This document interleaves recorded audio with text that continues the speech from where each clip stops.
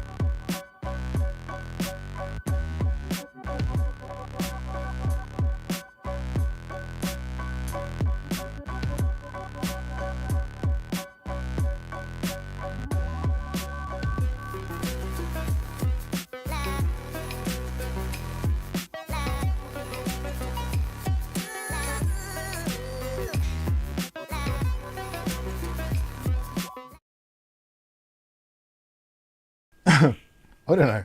Who knows these things? Let's check I'm on the right microphone. Microphone, stream mic, 1 2 1 2. Can you hear me? Let me know in the chat. There'll probably be about a 20-second delay before I see the message come up, but if you could let us know if you can hear and or see me, that would be fantastic. And I should say as well, good evening. It is Saturday the 22nd of July 2023. It's absolutely persisting down here in damp and moist Bristol, but hopefully wherever you are it's a little bit sunny and a little bit warmer, because here it absolutely sucks. Sounds great, awesome, looks like it's working, fantastico. Let's just check to make sure that the overhead camera is working, if you don't mind. So I've had to reset up. That looks like it's working. Can you still hear me? If you can, say I can hear you, Mike, in the overhead camera. That would be fantastic. Kath will probably be able to verify it, actually. If you can, say I can hear you, Mike. Yeah, that appears to be working. All right, we're good there.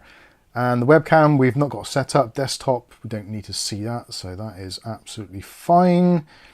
Let's go back to the main camera. I've had to reset up my stream. For some bizarre reason, I plugged in the Stream Deck today, which I always do late, and it just came up with a blank screen, as if there was no profile at all. So yeah, bizarrely I had to reprogram it, so hopefully it's all working. Yeah, coin drop's working. Got my folder for various different things. Yep, that appears to be working, so we'll go with that. So good evening and welcome everybody. Like I said, hopefully it's a little bit drier where you are. It's been raining pretty much constantly, I don't know, 2 days now, Kath? Yeah. Roughly about 2 days. I think we've got another day's worth coming. So yeah, pretty good. Ugly Bob says, is the disco ball working? It is, and thank you for the previous super chat. Many thanks. Where's my mouse gone? There we go. That is working, and has that popped up? Yay, that is working also. It's still doing the bizarre thing where I've got to press escape every time. I'm not sure what's going on. I think it might be time for yet another fresh install of Windows 11 on my AM5 setup. It's very upsetting. It seems to have a little bit of a mind of its own. It's probably down to me just trying out all these weird and wonderful things, which I show you guys and girls on a kind of semi-daily basis. So potentially it's my own fault. Maybe I should do everything in a virtual machine. That might make life a little bit easier. Anyway, good evening to you all. Hopefully you're all well, fed and watered. Actually, I just realised I haven't had my tea yet. I've got my cup of tea, but I haven't had food. I offered to bring it in. Yeah, that was a rookie mistake. Luckily I had a lot of dinner, so we're all good. Anyway, moving on. Housekeeping, first of all. At the moment, if you're in the UK and you're looking for a power supply, Thermaltake UK have currently got a deal on in association with scan.co.uk, which some of you may have seen the video which went out today for the PF3 power supply. 1050 watts of unrestrained power. That is currently on offer, and I think it's £30 off at the moment. So if you are looking for a decent power supply, maybe not even that one, there should be links either in that video, so if you want to check that out you can do, or potentially if you take the links from this video, depending when you're watching. If you're watching it after the stream in the video on demand, I'll try and put the links in for that. But yeah, there's some special offers from Thermaltake UK over at scan.co.uk. So if you like shopping with Scan and you like Thermaltake stuff, then I would suggest you head over there and potentially get yourself a bargain. Ugly Bob says 30 quid off for I'm nursing a semi. Thanks for that little bit too much information, my friend. Thank you anyway.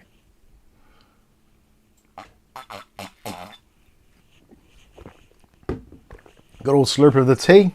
I'll keep oneself hydrated because we've got a lot to get through. We have got an absolute ton of things to get through on tonight's stream. Whether or not we'll see all of them, I honestly don't know, but we'll quickly go through what we've got coming up.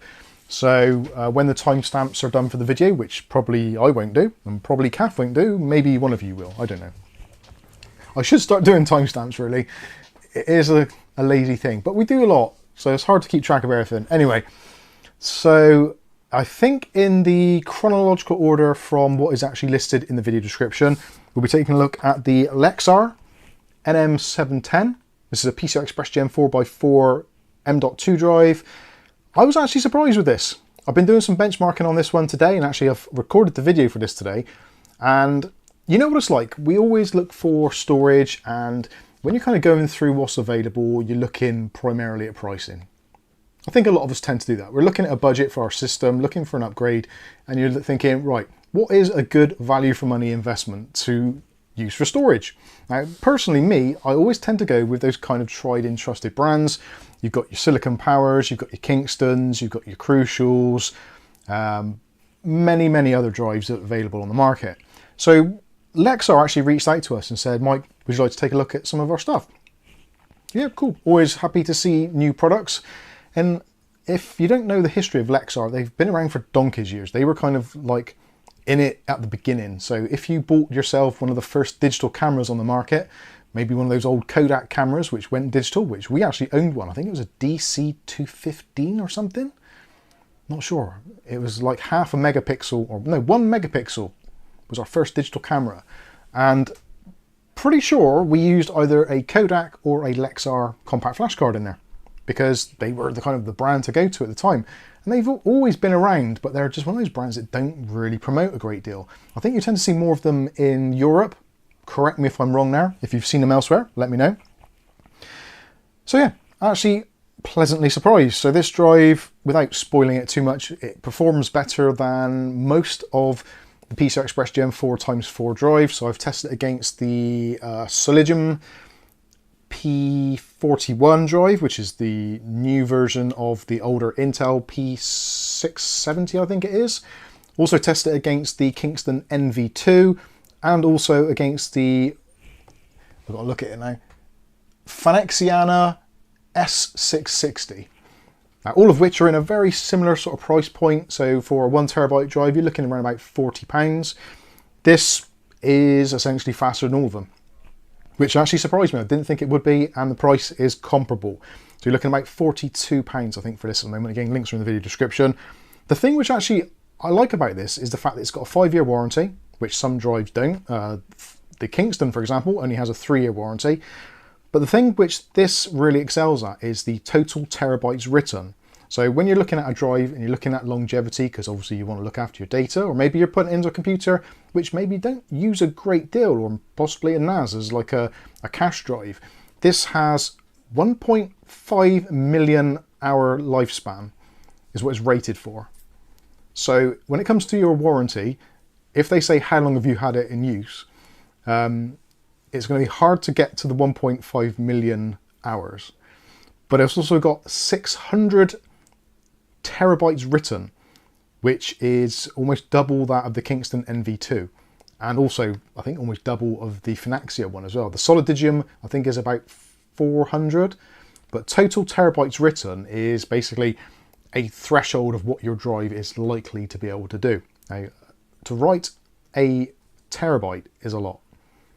An awful lot. Lexmark printer, is that the same company Mookie wants to know? No, it's not the same as Lexmark. No, sorry, it's not. No, Lexmark were gobbled up by Dell, I believe.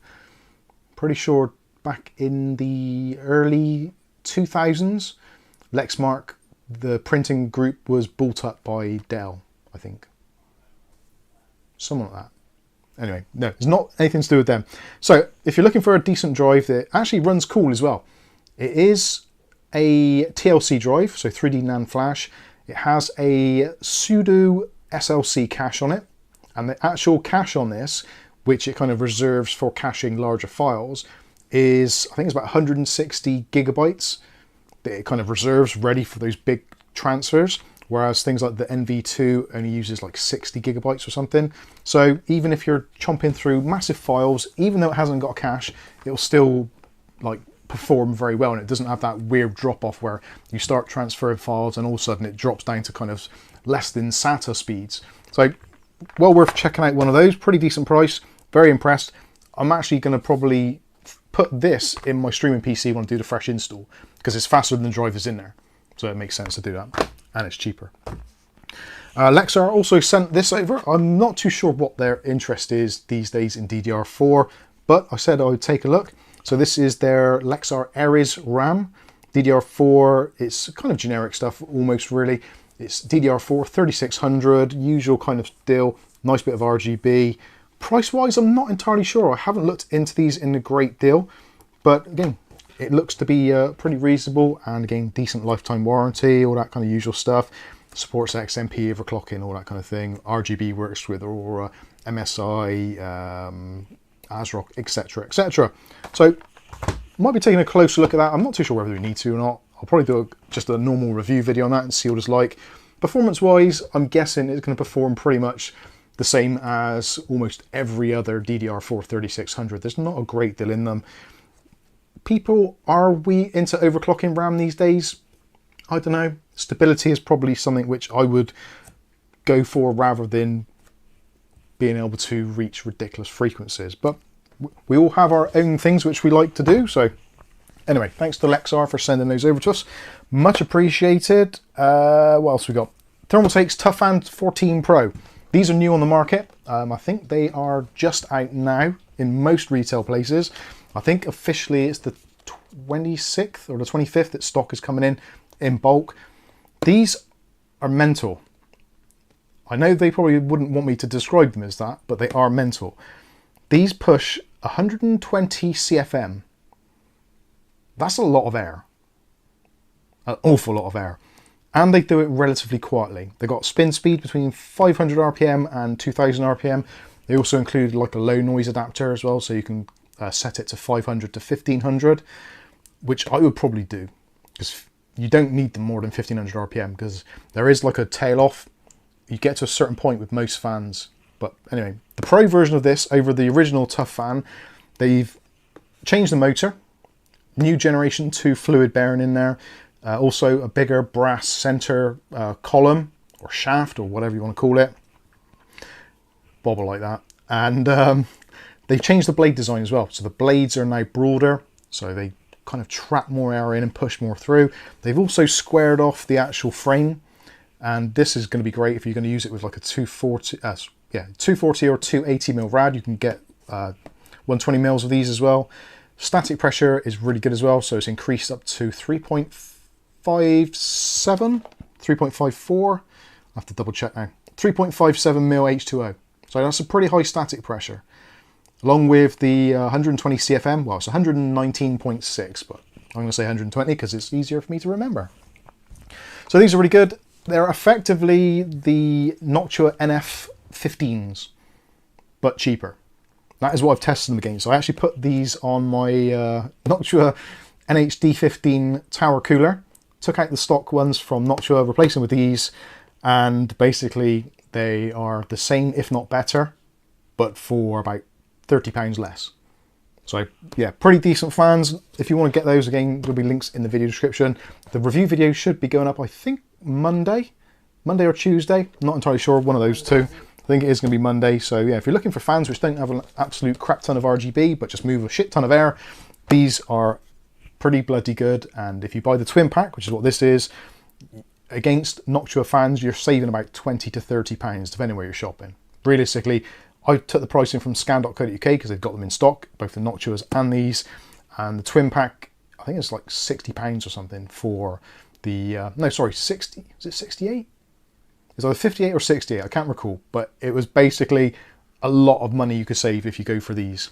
Anyway, so that is those. Review coming out for those. So let's put those to one side, clear the room a little bit. We've got 4 or 5 cases as well to review this week, which is a little bit nuts. It's all coming at one time. But lots of nice cat beds. Yeah.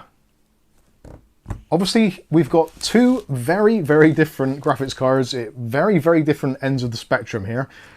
This one, the ASRock Challenger D, 8GB. This is the RX 6600. I can't remember if I showed this in last week's stream or not, or whether I was talking about the fact that I bought one. I'm pretty sure this arrived this week. This was on deal from Tech Next Day, and got £10 off the already low price, and I think I paid £170 and like 5 pence or something ridiculous. So £170 for a RX 6600 8GB. Put it through its paces this week. Gotta say, pretty impressed. In terms of what is available on the new market, he says, looking at the 4070 Ti, this is actually fantastic bang for the buck. So yeah, very, very pleased with this. If you're going to buy a graphics card and you're on the kind of new market and you must have a new graphics card because you don't trust secondhand, or you don't want to risk CEX or eBay or Facebook Marketplace. And don't get me wrong, I completely get you. Every time I go on Facebook Marketplace or eBay, I always have that kind of spider sense tingling. I could feel the hairs on the back of my back. The back of my... You know what you get. You get that kind of jittery feeling where you know that potentially something could go wrong and you're going to lose your money. Unfortunately, I did read a story on our Discord in the mental health room where someone's actually been through a similar thing this week, where they've been on the graphics card hunt. They've travelled literally hundreds of miles to try and buy various graphics cards around the country, and basically come back not only empty-handed, but actually out of money as well, because a deal that went sour. So if you don't want to be like that, and you'd rather spend just a little bit more money, get something brand spanking new, the 6600 is very, very cool. I was actually quite surprised how well it did. And in my testing, which you'll be seeing very soon coming up, I've actually done all of the games in either 1080p Ultra or 1440p. Now the reason for that is because they state quite clearly this is a 1080p card, and people say don't buy one of these if you're into 1440p gaming. Well, bah humbug to that, because that is what I've done. And spoiler alert, it works absolutely fine, and due to things like scaling technology, like FSR and all that kind of stuff, it runs really, really well, and really, really quiet, and really, really cool. Who'd have thought it? So yeah, this is a video, I'm actually very proud of this video, so when it comes out, please make sure you watch it. So if you've got any interest in that, we will possibly take a closer look at that a little bit later. Yes, Kath? Bembo. I don't know if that's a Discord one, but if you say that. Bembo. Bembo.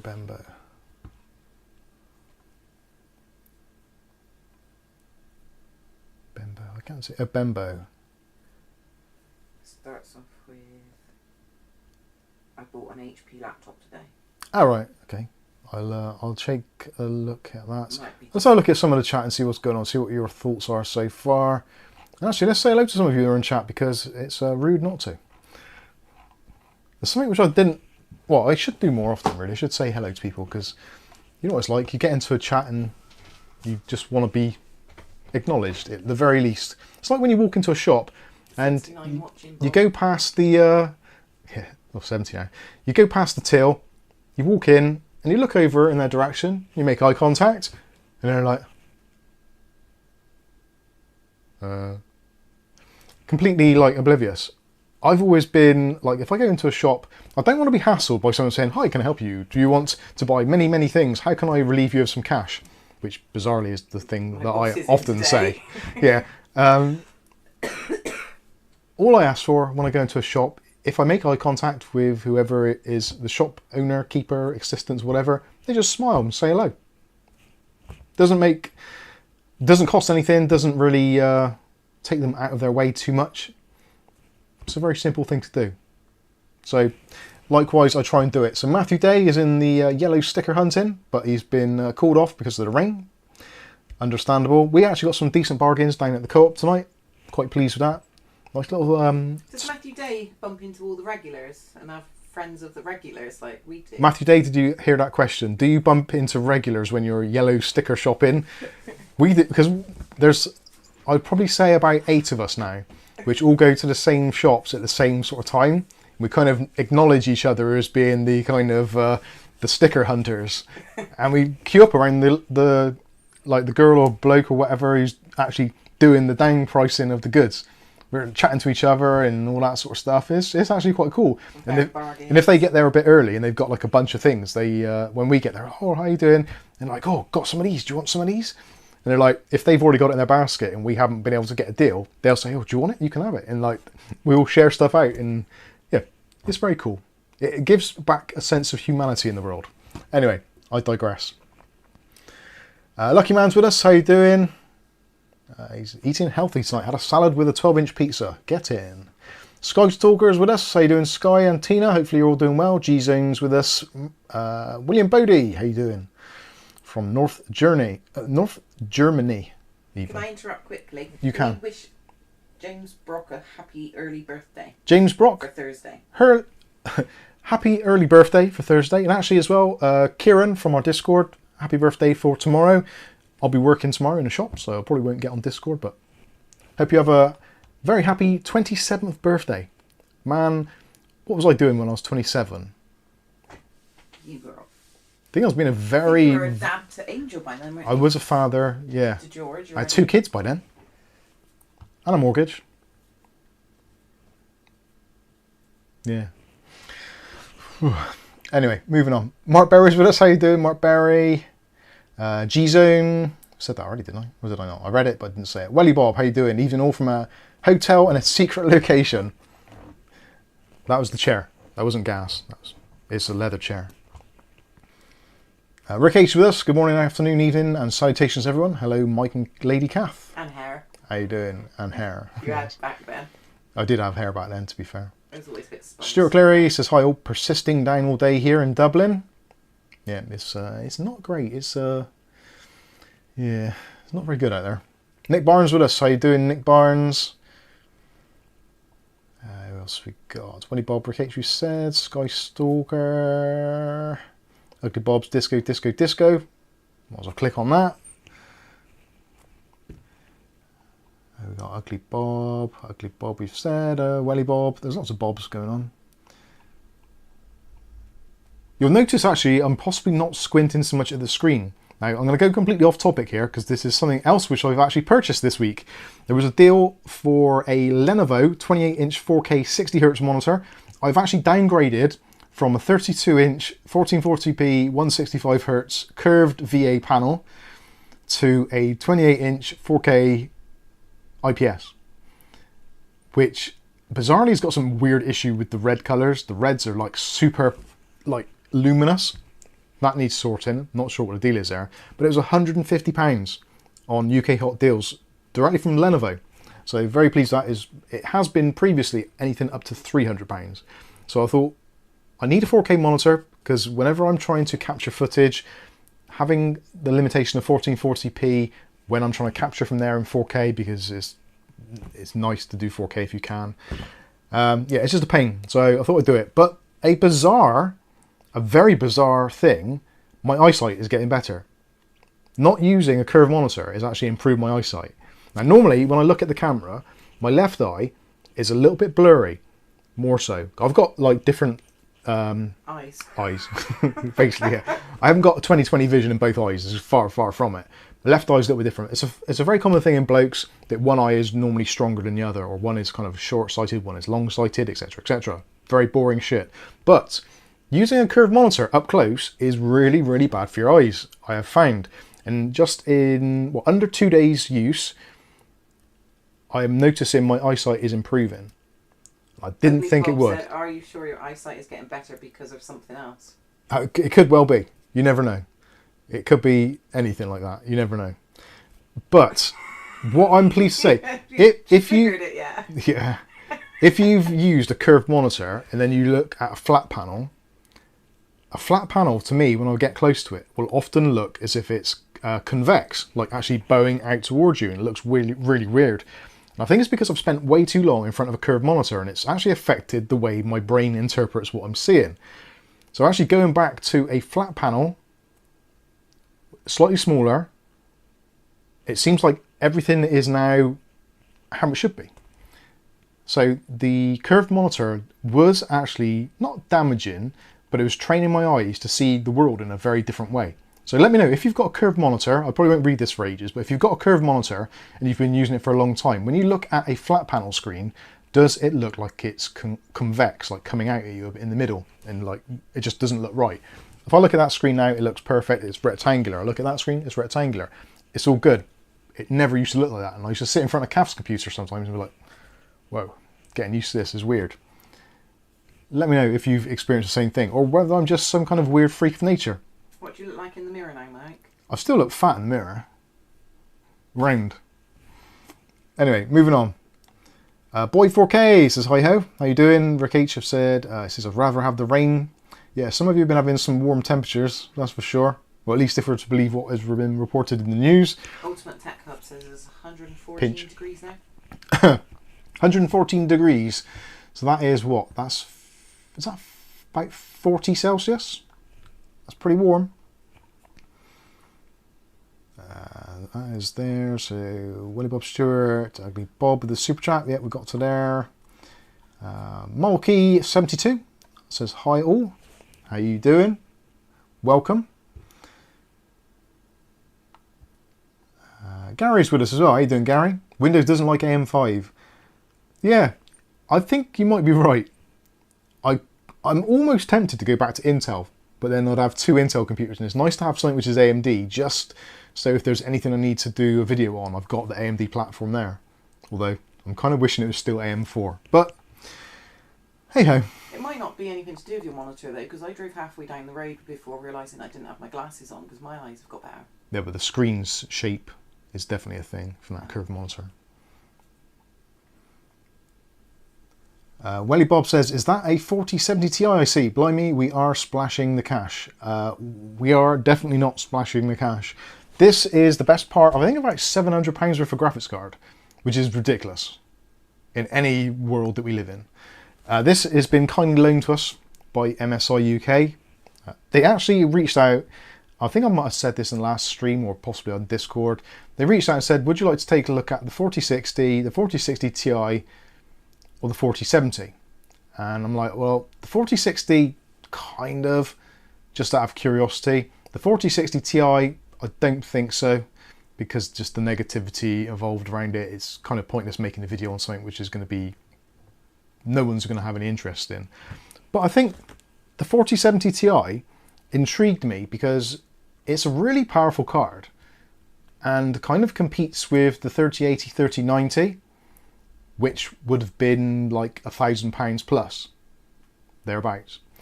Whereas this is £700. So yeah, there's the pros and the cons with the memory configuration, etc. You've got the newer tensor cores, the newer CUDA cores, all that kind of stuff. There is a bump in technology.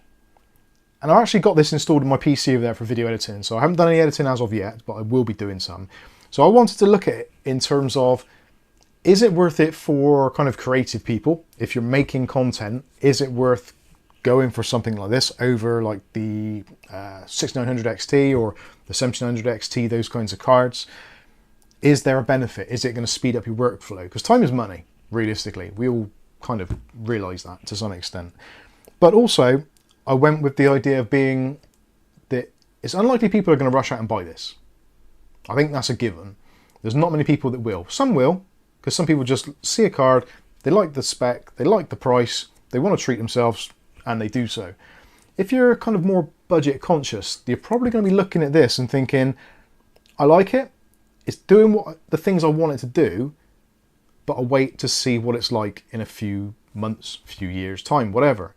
So that is the reason why I wanted to do this, for those two reasons, which is a little bit niche. It's not like this is a gaming card be all and end all. So that is the reason behind it. I was still dubious because it's a ridiculous amount of money. But the budget PCs that we've built on this channel, you could build 2 of them almost for the price of this single card. So it is insane, but there is definitely a market for them. And being that the 7000 series from AMD is a very, very damp squib, and prices are dropping on those at the moment quite incredibly. I got that phrase from Welly Bob this morning. What's Damp squib. Did I? Yeah, I don't know. It entered my brain. Somebody said, what did they say? For £700 anyway, you've either got kind of this, or you've got the 7900 XT if you're lucky, like the pulse range from Sapphire. That's just been reduced. I've just noticed that. And I think for a lot of people, the 7000 series, they've kind of dropped the ball.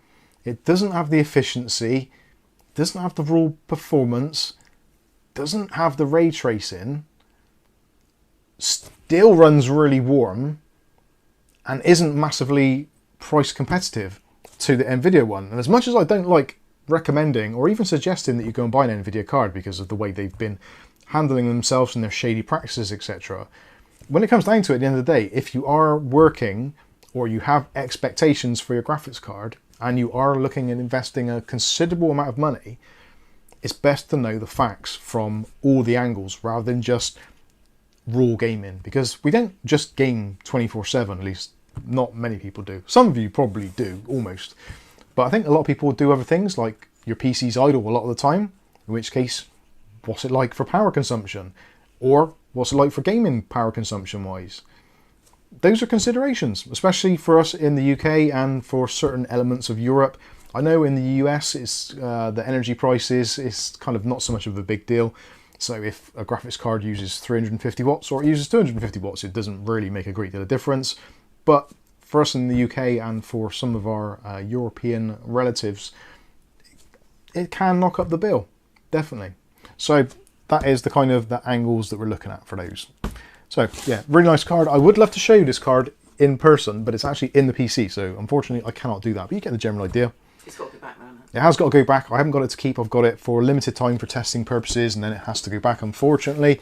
It's a shame, actually, because of all the cards that I would like to have, at the moment, I think this is probably where I would be looking. Given the choice between AMD and NVIDIA, from my use case scenario, for the energy efficiency and the other characteristics like the CUDA cores and the increased productivity within Adobe, then yeah, this is kind of the dream card for me. Anyway, let's move on from that. So we've had a look at those. Actually, let's have a quick look at, I'll have a quick look at the chat. Yeah, you still didn't get back to that. Yeah, I'd still go, where are we? You're terrible. Nicholas Barlow's with us. How you doing? JB27, how you doing? UK Miners Club. My first ever USB stick was a little green Lexar. Oh, cool. I think I'm pretty sure when we bought our first digital camera, I don't think USB stick drives were actually a thing.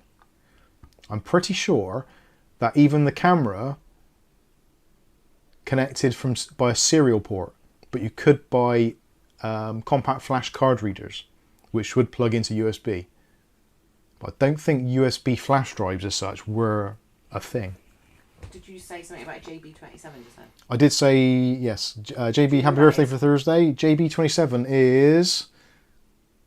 James. Yeah, James... Not the miscellaneous. Yeah. not the miscellaneous James. Not miscellaneous James. James Brock.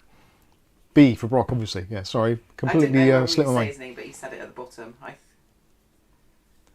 It's really confusing. JB says, looking forward to seeing what that Challenger can do. Yeah, to be honest with you, it's a very, very impressive card. Although, ASRock have done their usual thing. I've got another ASRock card. I've got the A770, which...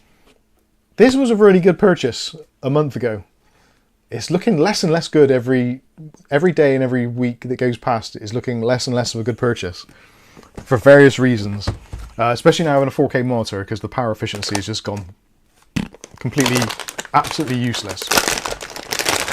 Let's give the overhead on the go. Oh, that's the wrong button. Folders, overhead. There we go. Hopefully you can see this now. So this is the ASRock Challenger RX 6600. It's a slightly unusual design. I'm not too sure if I like the geometric shapes of it. I like the fact it's got nice big fans, which I haven't actually measured. I think they are going to be 90mm. They're looking that way. Nope. Squib fans. 100mm. So 200mm fans on there. Damp squib fans. Fans is... it's a pretty basic looking card in terms of the top light. It's all silver. I'd have kind of liked that to have been sprayed black or something really. And the exposed heat pipes, it's not the end of the world. Most people don't look inside their PC, but I think some people will look at that and go, looks a little bit 2005, but anyway, it is what it is. The back plate, you can see, is absolutely tiny in comparison with the actual cooling setup. So the card itself kind of ends here. There's the 8-pin connector, single 8-pin connector, so that's all good. But yeah, pass-through cooler as well. So this fan on the end is going to blow straight through there, keep the temps down. It's a dual heat pipe setup. PCI Express Gen 4 x8 connectivity, not x16. So if you're on an older Gen 3 system, then potentially you might not get the best out of it. But yeah, overall, it's pretty decent. The heatsink and the fans are a little bit overkill, I think, personally, for what it needs to be. And on the back, you've got the usual deal. So you've got a single HDMI port, HDMI 2.1 with variable refresh, and you've got HDMI, DisplayPort 1.4 as well there. Only a dual slot, and it doesn't exceed the dual slot in any way. So if you are in a slightly smaller chassis, then yes, it's pretty decent. No RGBs or no LEDs on this, as you probably expect, but for £170 or £180 at the kind of normal price, I think that's actually not a bad price. Comparatively, if you're looking at another model on the used market, then realistically you're looking at something like the 5700 or 5700 XT, which are hard to get now. Obviously, those refurbished ones that we were getting hold of, they're okay. You're still going to be looking about 100, 120 for those at the moment. So it depends what is available to you. But if you want new, you want it brand new in the box, and you want to forget all the bits that you've put in there, again, it's the second time I've done that. They put too much packing in these boxes and it doesn't fit in nicely. I need to cut my bag down. I did that before in the shower. It went everywhere. With the toenail scissors. Yeah. So basic specs, 1080p, full HD, and we'll do 1440p, 8 GB RAM, PCIe 4.0. Pretty basic stuff. Nothing really to get too excited about. But it does a great job, plays games well, and I think you'll be quite impressed with the results we've got from the gameplay when we do the review. Anyway, there is that. Yes, Kath? Truck fan. What is your opinion on Western Digital M.2 SSDs? Ooh, I don't have an opinion on Western Digital M. I don't think I've ever used one. I'll actually tell you, I've used the Western Digital Green back in the day. I think it was a 240 or 256 gig. I don't like the Western Digital Green drives for desktop use. I think they're too slow. The power efficiency is great, but they are too slow. If you use it for a main drive, it's probably not a great idea. Jason Wood says, by the way, Steam sale, NFS Unbound for $17.99. Great price for a great game. I've not tried that. I might have to have a look at that. I don't like Need for Speed games where it's like open world. I much prefer it where there's like a locked-in track, like there was in Hot Pursuit and things like that. But I will maybe take a look at that. And James wants to know, what are the temps on the Challenger, Mike? The Challenger temps are fantastic. Literally, I could not, even under full loads, could not get it to go over 60 degrees Celsius. It was basically impossible. It was always, pretty much every single game, it was somewhere between 55 and 60 degrees Celsius under full load, and it would not go over 100 watts. It was like 9900, some games like 95. But yeah, the energy efficiency for 100 watts for a video card, considering what it can do, it's just phenomenal. It really is. And yeah, nice and cool, nice and quiet. The fans are really low noise as well. So even when it is at its kind of full whack, you don't know it's on. I had to look a couple of times to see if the fans were spinning. That's how quiet it was. So yeah, very impressive. Going to be great for media center PCs, or if you've got a PC in like a working environment, or maybe just got it next to your head and you don't want all that distraction. It's going to be really good for that. Archie Watts, it says my XFX AMD 6700 card has run well for 3 years. I swear by, I've got to say it again, XFX cards. XFX cards are yeah, pretty good. Mookie MC, I owned a Lexmark printer, same company. No. Oh, we said that, didn't we, earlier? I think James Brock was asking who was the OEM for the Platinum PSUs from Thermaltake. For that particular one, the PF3, that one is made by CE Link. Now, most people have never heard of CE Link because they don't make a lot of things. They just make, ironically or weirdly, they make battery chargers and charging equipment for electric vehicles, like high-end stuff. And also they make platinum power supplies for Corsair, Seasonic, Thermaltake.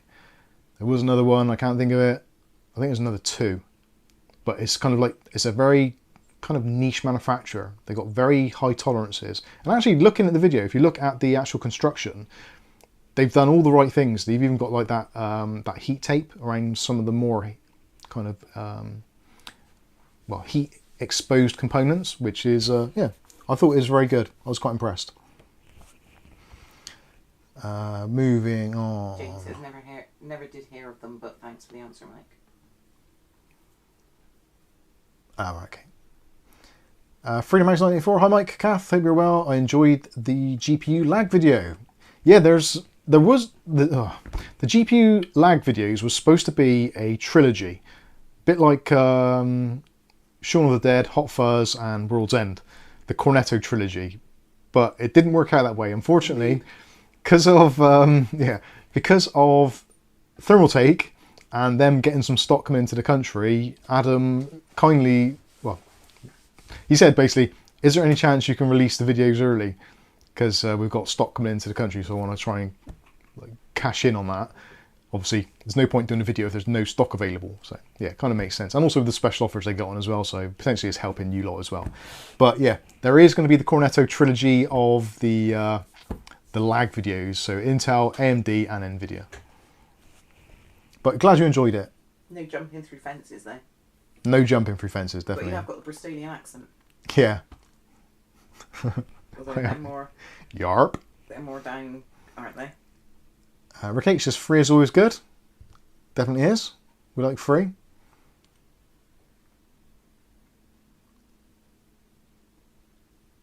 Ugly Bob says RS RAM. See what they did there. Very clever. I still no idea. You have to explain that to me. Roderick says, hey all, hope you're well. Yeah, not too bad. Thank you for asking, Roderick. Very kind of you.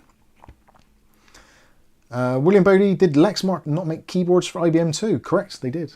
Yes. Yeah, Lexmark did actually quite a few components back in the day. Do you want to have a cup of tea? Oh yeah, hang on, let me have a slurp of my tea. Porkadora is actually in tonight.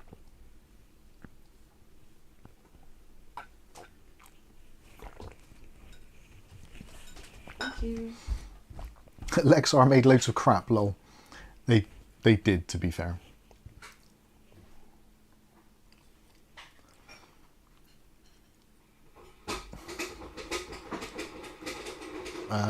Bembo, I bought an HP laptop today with a Ryzen 5 7520U CPU that has integrated Radeon graphics, dedicated video memory, says 512 MB. Boss doesn't have an option to give it more. Am I stuck with that? Yes, you are. The reason being, there is a reason why that happens. I've kind of been going over this slowly over the years. Essentially, all AMD graphics or integrated graphics, they have the ability to share the host system's RAM, but only up to a certain amount of gigabytes or megabytes. So they hardware kind of lock in a certain amount, normally not a lot, like 512 or a gig or something, which is also common with Intel GPUs or integrated GPUs. If you look in your system, if you previously had like 16 gigs of RAM, you look in your system, it's like, oh, you got 14.9 or something. And that's because it's physically locking off 1 gigabyte of RAM. Now, AMD and I think Intel to some extent have kind of realized that a lot of manufacturers don't want the hardware to kind of just physically take that amount of RAM from the system, because it might need it to actually compute. So what they do is they do a dynamic allocation. So if it says in the BIOS or in DOS or whatever, or your program reports that it's only using 512 megabytes of RAM, it will actually dynamically allocate up to, I think at the moment, I think the most it can dynamically allocate is 4 gigabytes if you've got enough system RAM. I think you need 32 gigs for that. If you've got 16 gigs, I think you can only dynamically allocate up to 2. Clean him up, Rob. I could be completely wrong. I'm not a GPU or APU scientist, so I don't know the exact things there. But I do know if you've got 16 gigs, my old laptop used to dynamically allocate up to 2. So it's not an exact science, and some games or applications may report the wrong amount of RAM, or may just say most games like, no, can't run because you don't have the amount of RAM. That is because they've not programmed it into the game to take on into consideration there is dynamically available system RAM. Hopefully that kind of answers your question. Now, some laptops will actually have an option so you can go in and physically change the allocation of primary RAM, or what is kind of hardware lots, from like 256, 512, 1 gig, 1.5 or 2 gigabytes, or potentially up to 4 depending on the model. I think that is a thing, not entirely sure. Up to 2 gigs definitely. So some will do it. And I know my Acer 515-43, that one BIOS revision allowed it. I did an update and then they removed it. And that is basically because AMD have kind of locked it into the firmware, the AGISA updates and the chipset drivers, etc., so that it knows that it can dynamically allocate what it needs when it needs to. Hopefully that's answered your question. And if anyone else has that issue, hopefully it's going to help them out as well. I do get asked it quite a lot, so it's kind of nice to go over it in some respect. But it sounds like you've got a nice laptop. Well done. I'm quite envious. I'd quite like a laptop with a nice processor in. Mine's okay, but to be honest with you, I so seldomly use it, it's ridiculous. I don't think I've used it in about 2 or 3 months. It was a bit of a stupid thing to buy, really. But anyway, we all make mistakes. Glenn's with us, says, good evening. How you doing, Glenn? Good to see you in the chat. Iri Wolfman as well. How you doing? Mookie MC says, I see Mike has my 4070. I will send you the return address after you've had a chance to review it, Mike. You are welcome in advance. I wish I could. I wish I could give it away, although I wish I could keep it. that would be nice. I've got to think of my own needs first. Come on.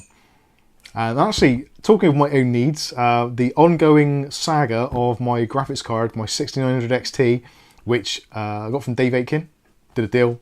He wanted to downgrade, so swapped out a card, etc., cash, blah, blah, blah. Essentially, it went a bit pear-shaped. So it's been well over a month now that it's been in the hands of those boys over at eBuyer. essentially it's been waiting on a pallet for the pallet to get big enough so that they can ship it to MSI HQ somewhere. I think it's somewhere in Europe they send it to. And there is Poppy Dora. Hello. Can you be helped? Oh, you guys going to sit there? Oh, oh man. Would you... on screen. Alright, look at the camera. No. I don't think you can see her actually. They can just about. Bless her. Hello. Anyway, so yeah, they've had it on the pallet, sitting there waiting for it to go back to wherever it was, and it's over 28 days now. In the UK, kind of there's an unwritten rule.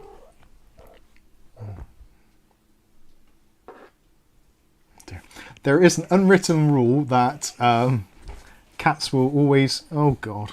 Hello. You alright? What are you doing? You just chilling?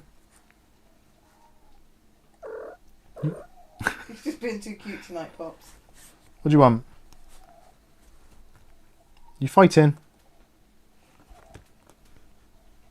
Bless her. Anyway, sorry, moving on.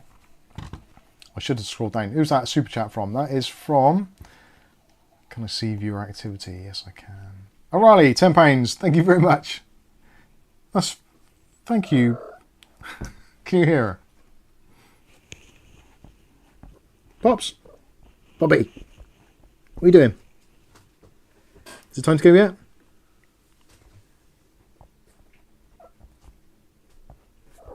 What are you doing? Where?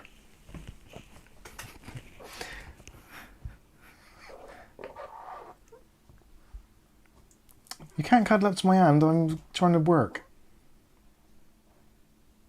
Hide your head under your tail, Pops.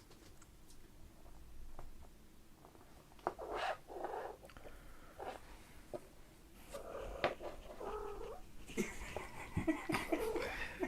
I take her? Yeah, take her away. Come on, Pops. Come on, you. Got some food or something. You don't want to do yourself, do you? Because it's raining, you want to go out and play. Bored, catch aren't you? stuff. We've got bored. Anyway, yeah, back to the story. So the graphics card has been... I wouldn't say I'm pissed off. I am actually. I think eBuyer could have done a better job of handling the whole situation. But essentially it's got to the point where David, kind of on our behalf, has said to them, look, this has gone on way too long now. It's like over the 28 days, which is the kind of like theoretical, almost... Yes, that unwritten rule that if a retailer doesn't manage to either repair or replace an item within 28 days, if it's found to be faulty, then you're either entitled to a replacement or a refund. Now they've actually turned around and said that they won't do a replacement because they have nothing to replace it with because they don't have that model available anymore, but they wouldn't do a full refund. They would only agree to a partial refund, which, considering when it was bought, it was an extremely expensive card and prices have tumbled massively. So yeah, David obviously not entirely happy with that. Some back and forth, and basically they've sent the money to an account that he no longer has access to without his say so. So yeah, the saga still goes on. Eventually we will get some form of replacement, I guess.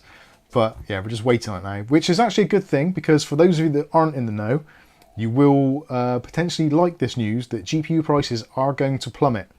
Now there's two reasons for that. The first one is the pound is actually regaining some of its strength here in the UK. Obviously those of you that use the pound.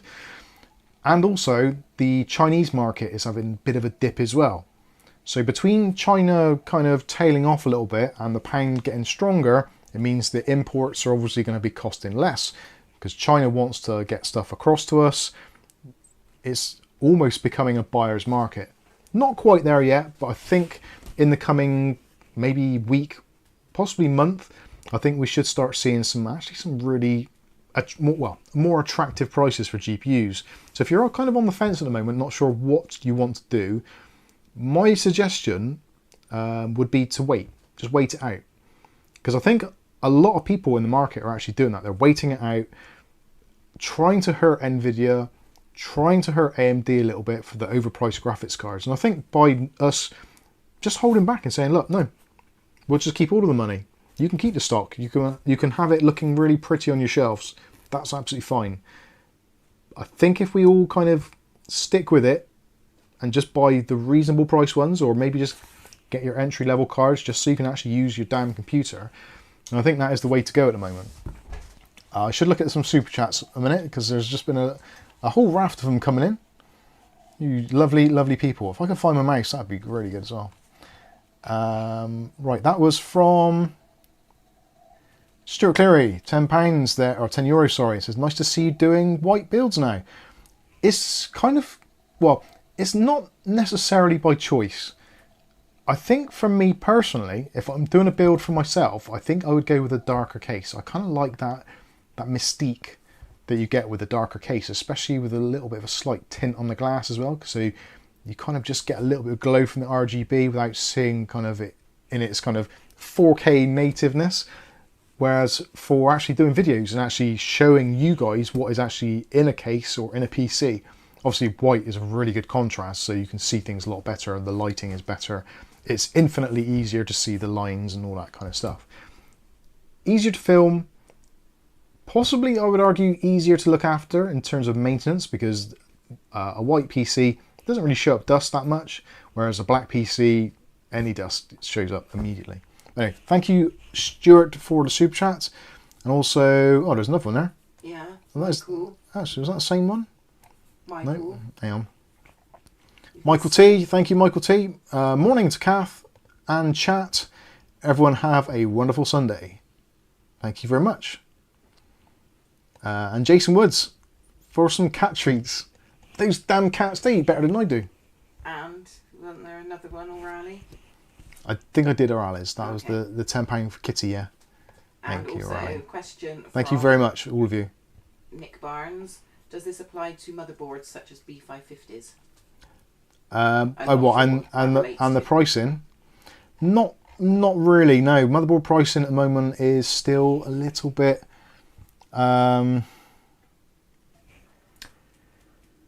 yeah, motherboard pricing is still a little bit prohibited. I'm not a big fan of motherboard prices at the moment.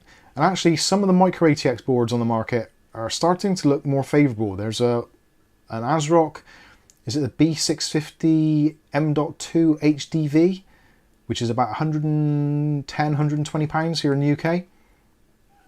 Looking like a pretty decent shout if you're looking for doing an AM5 build.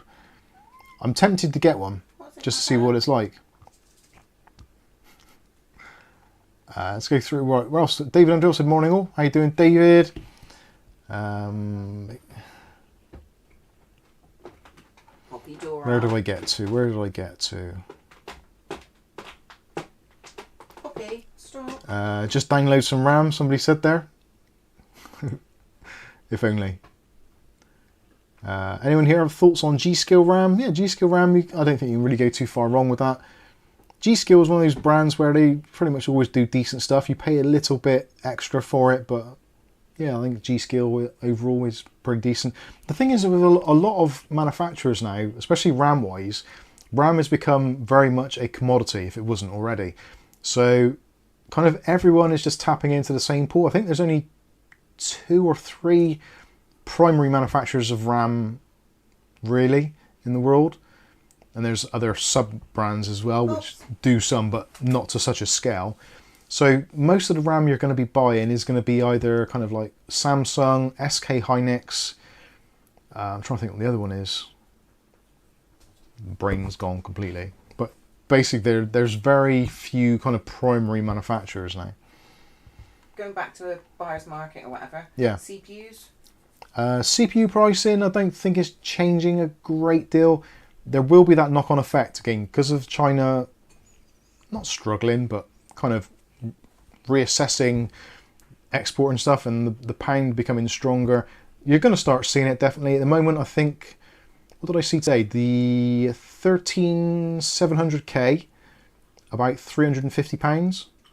which puts it a little bit cheaper than the 7900X at about 360, 370. So if you're looking for the sort of more upper end stuff, those are starting to have an effect, dropping a little bit. I think the mid-ground and the entry level, there isn't that much room for maneuver at the moment. We may see it drop a little bit more. Again, pound getting stronger, other currencies dropping off a little bit. We might see a little bit of kind of more tolerance there. Vulgar beats, can I run 2 graphics cards, sir? Vulgar beats, you can run 2 graphics cards. I don't really know why you'd want to. Dual GPU setups, especially like SLI, basically doesn't work anymore. There's very few things, like a few benchmark programs do support it, and some older games will, but it's NVIDIA have dropped SLI completely, and AMD are more kind of looking at their more hybrid stuff, which is still very hit and miss. So unless you've got a specific reason to do so, I would probably avoid it. For some things it's probably useful, like for video editing, if you've got like an Intel graphics card and an NVIDIA graphics card or something like that, you could probably leverage some benefits out of QSync from one and CUDA from the other. So you've got QSync for timeline scrubbing maybe, and then you've got CUDA for acceleration for rendering. I don't know, maybe not.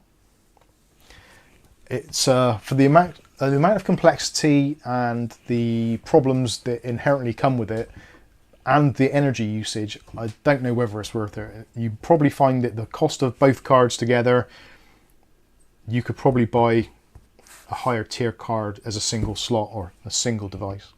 William Bodie question. William Bodie question. Why does my 64 gigabytes 4400s only able to run max 4266 on my new MSI motherboard? That is probably going to be down to a limitation of the memory controller on the processor. So when you add more RAM to either a stick, one side or the other, whatever it is, then it's kind of more electrical pathways.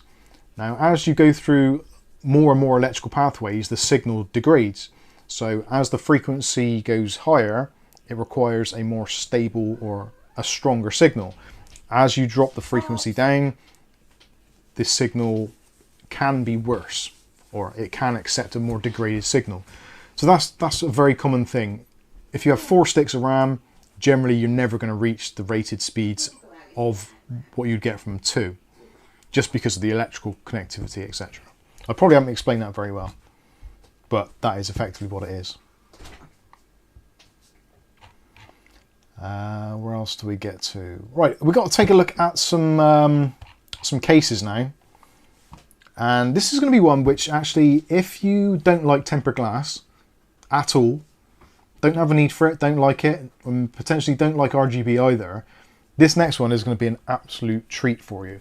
So this is the Gamemax Meshbox, which is effectively the Gamemax, what was the one with the vertical chimney flow thing? I can't remember what it's called now. Which was basically the same as the D41, or, sorry? Ions? No, Gamemax. Can't think, it's not Spark. No, was it Gamemax Spark? Yeah, it might have been Gamemax Spark. Spark and Spark Pro, I think it was. Ugly Bob says, no RGB, now you've perked my interest. Spark Pro. Thank you, Kenny D. Awesome. Right, I'm going to have to get this out. So talk amongst yourselves a minute. Actually, can I show this box? Yes, I can. Right, this is the La Box. So Gamemax Meshbox. This is actually Dave Aikens. He's going to be doing a build on this himself. So he said, do you want to have a look at it in advance? So yeah, thought that's a bloody good idea. So layout wise, 3 120mm fans on the bottom, or 2 140s. Cheers, truck fan. In the top, you can either have a pair of 120s. I don't think you can have 140s on the top, can you? Oh yeah, sorry, yeah. Top you can have, yeah, 2 times 140 or 120s, so option at the top. If you're going for a Radiator, 240, not a 280. Not going to have the room for that. On the back, you've got a 120 No option for a 140 on the back. Front panel is going to be solid. Back panel is going to be... I'm interested to see what the back panel is going to be, because in theory it should be glass, because the Spark was glass. Stop prodding that finger. Sorry. It's so annoying. Ventilator mesh. Trash it. Hollywood's revenge. Hollywood's revenge. I like that. No soggy bottoms here. Right, let's flip this bad boy out and see what's going on. I think this is actually going to be a pretty decent case, because one of my things I didn't like about the Spark Pro was the way that the power supply was actually covered up, and I think actually having, I'm going to get electrocuted, no, I'm good. Actually having it more enclosed and just having a mesh, this is going to fit in well if you've got like if you're in an office, or just you don't want to see all that crap going on inside your PC. You want to use your PC for playing games and you want to keep it nice and cool. I think this is probably going to be a good way of doing it. I'm not convinced on the price. So the price wise, this I think is, oh actually that's pretty cool. Yeah, I'll shut up about the price so I can see why it's costing lots of money. Mike, have you seen any cryo-rig products out there? No, I've never seen a cryo-rig product in the UK. Yeah, I think cryo-rig, actually I don't know. They were quite a big thing back in the day, but we don't hear anything about them now.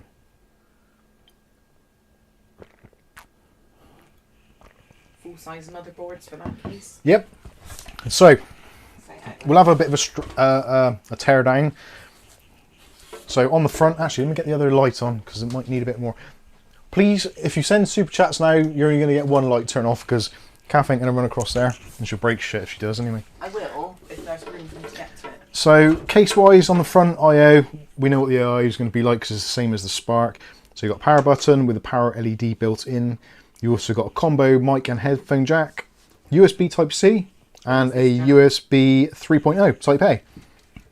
Happy days. On the top, slotted mesh. I quite like that. On this side, almost entirely mesh. So I've got the majority of it there being covered. I'm not too sure if I would have preferred to see that being solid down there, because that's where your power supply is going to be. But I think in terms of actual mesh wise, I think that's done pretty well. And it looks like it's, I would say that's just over, well, it's about 50% mesh. Let me see if I can get you a close up. I'm not sure if I'm going to be able to, because I know someone's going to want to see what the mesh is like. So is that focusing at all? Not on your fingerprints. Yeah. Okay, you can see straight through it. That's pretty cool. You can't really see the density of the mesh, can you? It actually looks a lot more see-through on camera than it does in real life. So I'll put that there. Yeah, you can see right the way through it. Actually, sat here, looking at it, it doesn't look like it's that kind of clear or opaque. Maybe the further away from it you get, it does a bit more. It might be, yeah. Unless my eyes get better. So on the back, we've got the removable and replaceable PCI Express covers. That's a slot on there. You've got space there for your 120mm fan. IO cutout. A little bit jagged on there, but no cuts. Power supply input on the top, because we know that's routed through. And to get inside, this is something which I think, well, I don't like, it's just inconvenient. The fact that you have to take the top off to gain any access to the sides, which is a little bit inconvenient, I suppose. Bit small, isn't it? So top, nice bit of nylon mesh. I do like nylon mesh. I think it works really well. It's probably the best you can do because air flows through it quite well, but it also traps dust quite nicely as well. So yeah, I'm liking that, as I did with the previous version. So that's all good. If we take a look in the top now, so you can see there's your fan mountings there. So 120s or 140s if you expand into that bit there. And your power supply is going to end up going in this section here. So you can use full-size ATX power supply. And actually it looks like they've removed most of the brackets and mountings for it. So it's nice and open and clear in there. That's good. The side panels, you do have to get a screwdriver to remove them, which is unfortunate, but true. Ugly Bob says taking the top off is where the fun is. This there's no fun bags in this one, unfortunately, Bob. Do you want to read Richard's while you're a bit Richard's. agitated or whatever it is? Speaking of GameMax, Afterbox on eBay. Oh, Afterbox on eBay screwed me over with cancelling my order as they didn't want to honour discount codes. A friend sold me his Spark Mini for 20 quid. Really solid, well-made case. For 20 quid, it's impossible to go wrong. It really is. That's a fantastic deal. You've done very well there. Yeah, for £20 is insane. This, I'm pretty sure, in its stock configuration at the moment on Amazon, I think it was, we looked at earlier, they're about 60 to 70 pounds. I don't think Amazon are necessarily the cheapest for GameMax in the UK. I think generally, if you go to either PCGamingCases.com or go to CCL. CCL generally tend to be quite keen pricing on everything GameMax. Let's take a look in the back first. So back panel. There's no additional filtration on there because effectively the whole thing is a filter of sorts. So yeah, that's absolutely fine. Again, it's a little bit of a shame that you've got to unscrew it to get access, but I guess it is what it is. Plenty of room for wiring, not so much depth here, but then I would suggest that if you are going to be using this case, you're probably not going to be an absolute RGB fan, so you probably don't have a need for hubs and all that kind of stuff, so it's not too much of an issue. You've got mounting option there for SSDs. If you want to put an SSD there, you've got pass-throughs for your cable management. You've got a cable trunk along the top there for the main power cable. This is not removable. Can't remember if that was removable on the last one. Not sure. Anyway, so yeah, absolutely fine. Nothing really there to write home about. Does what it needs to do. On this side, again, basically the same. I think those are interchangeable actually. Yeah, they are. So if you damage one of the side panels, you can always swap it over to the other side, which is kind of nice. For Dave when he gets it back after I've given it Hollywood's revenge. So this is, yeah, that's what I was on about, that metal bracket there. So this is more, in this instance, because you're not really covering up the power supply as such, this is more just an SSD bracket. So you can put two SSDs on there, one there and one there towards the bottom. This actually comes out as well, so if you want a little bit more access, which you might want to do, depending on what setup you go, because you can put three 120mm fans on the bottom. I think if I had this case and I had the black version, I would probably go with the Thermaltake Toughfans, the new Tough 14 Pros, put two on the bottom, two on the top, and it would be, yeah, it'd be pretty bloody good. Although it would kind of double the price of the actual system. But that's the thing with fans. Buy decent fans, are going to cost you money. Ugly Bob? Ugly Bob. I'm driving. Cheers, Jason Woods. Oh no, Jason Woods isn't there. Who's going? Someone said they're going. Paul Lamont says most PC shops and manufacturers have better prices and deals than Amazon. Oh, cheers, Jason. The trouble is with Amazon is their returns policy is really good, and like I've experienced with eBuyer, yeah, it's not as good as it was, but with eBuyer this week, well, this month, it's been. If I had hair, I would have pulled it out by now. I definitely would have. So nice and open in there. You can put in a full-size ATX motherboard. That's going to fit in there nice and easily. You can't go more than that because there is like a ridge there where the wiring channel is at the back, so you're not going to get any eATX or that kind of weird size. But yeah, overall, like I said before, I like the previous design. It's very simple in how it does what it needs to do. And again, potentially, on the bottom there, you've got this mesh. I didn't like the mesh filter on the bottom. It serves a purpose and it does what it needs to do. It's a highly restrictive mesh. It's a highly restrictive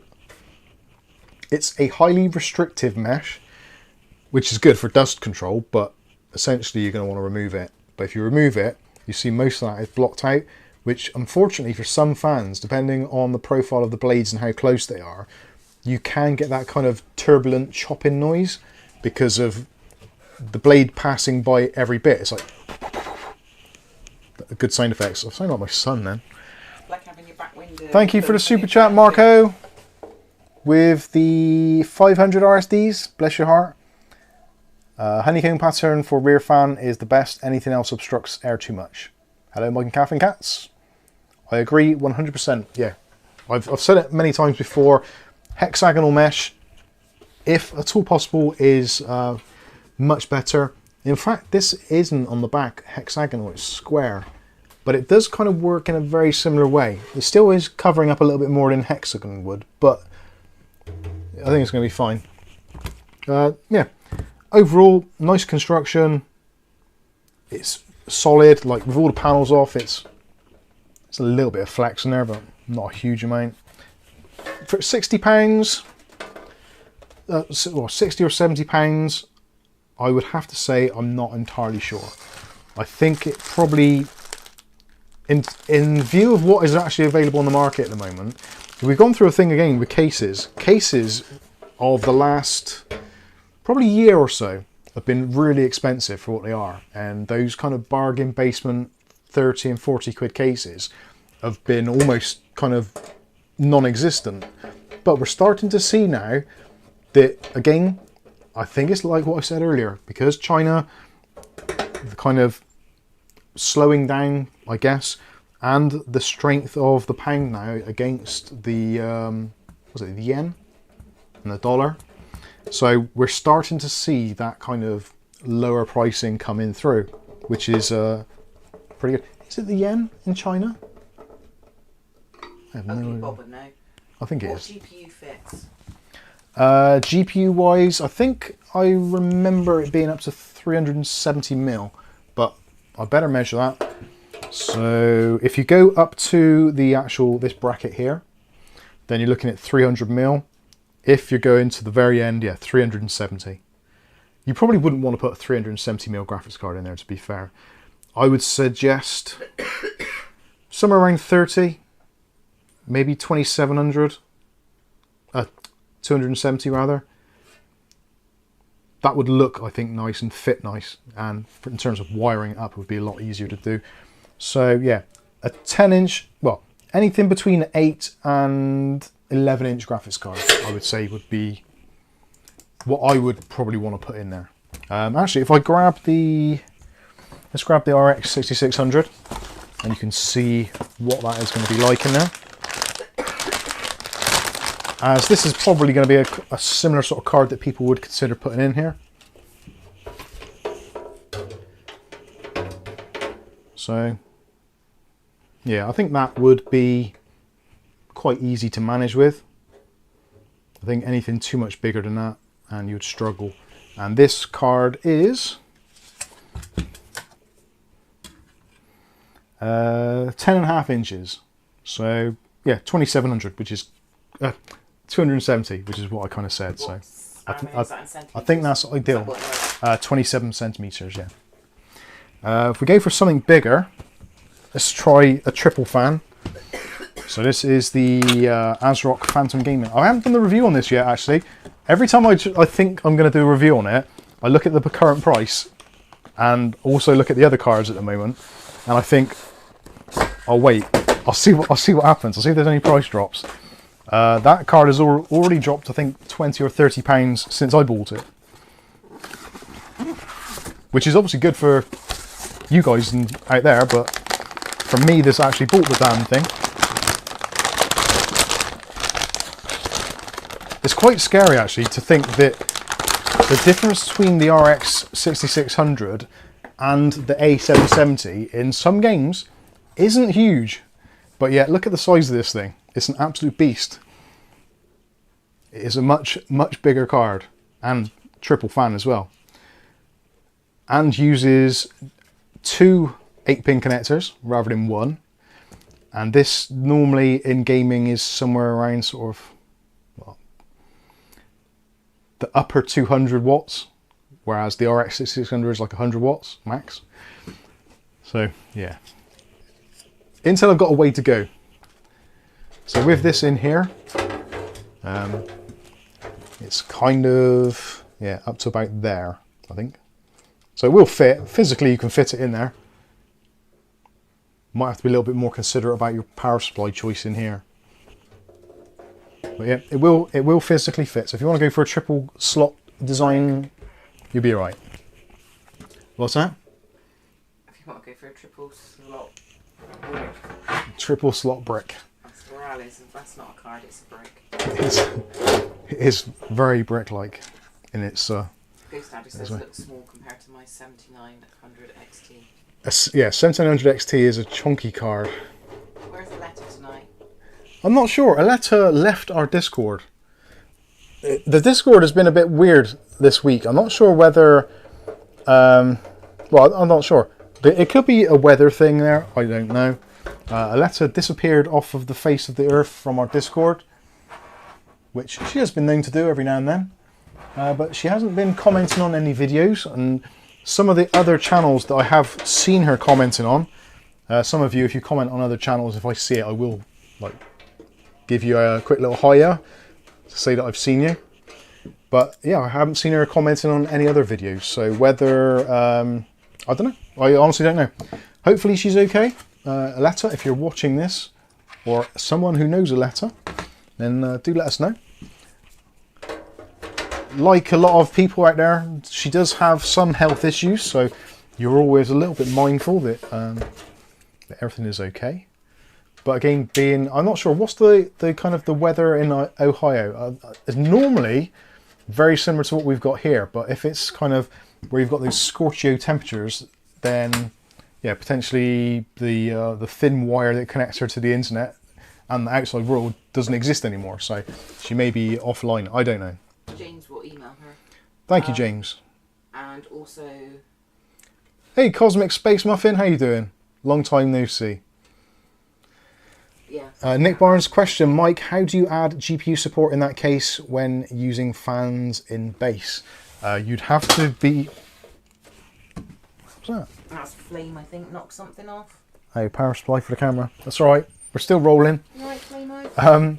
Yeah, you'd have to be... You could probably put a GPU mount on one of like the corner parts of a fan. You'll probably find there's going to be somewhere, like, say for instance in here, if you have two 140s, where they butt up together, it's quite a large plastic area.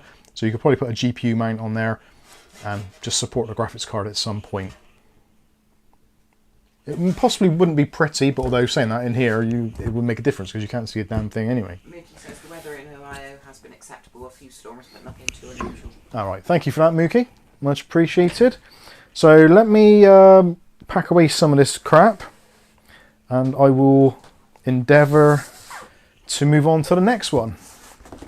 Which, the next one is going to be something very, very, very different. Like, very, very different. I've got way too many cases here. Which you sometimes think is a good thing, but we only have a very small house. And very many cats. And too many cats. Oh, yeah. James says, speaking of folks, any Lord Erectus updates? Yeah, Lord Erectus have been online. He posted today, actually. Was it today? I think it's today, or was it yesterday? I can't remember. Yesterday. It was probably yesterday for the American folks. He's Australian. Yeah, but they would have seen it. Oh. Australia is a day in front, isn't it? So, yeah. He commented tomorrow.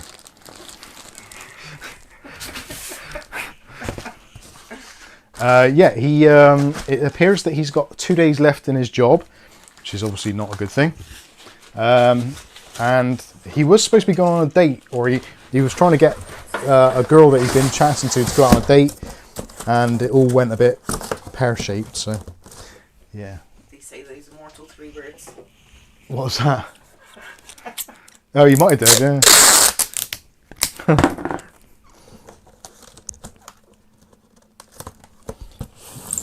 Shove that in the hallway. Yes, do that in the hallway or in the other room. In the other room's better, isn't it? Yeah. That's where it came from. There should be a big hole there. Actually, I've got to go into... Where it came from. Right, get that thing out of here. Also help me. Right, I've got to get the other case. Hold the line cooler. I'm going to get the other cases in the other room.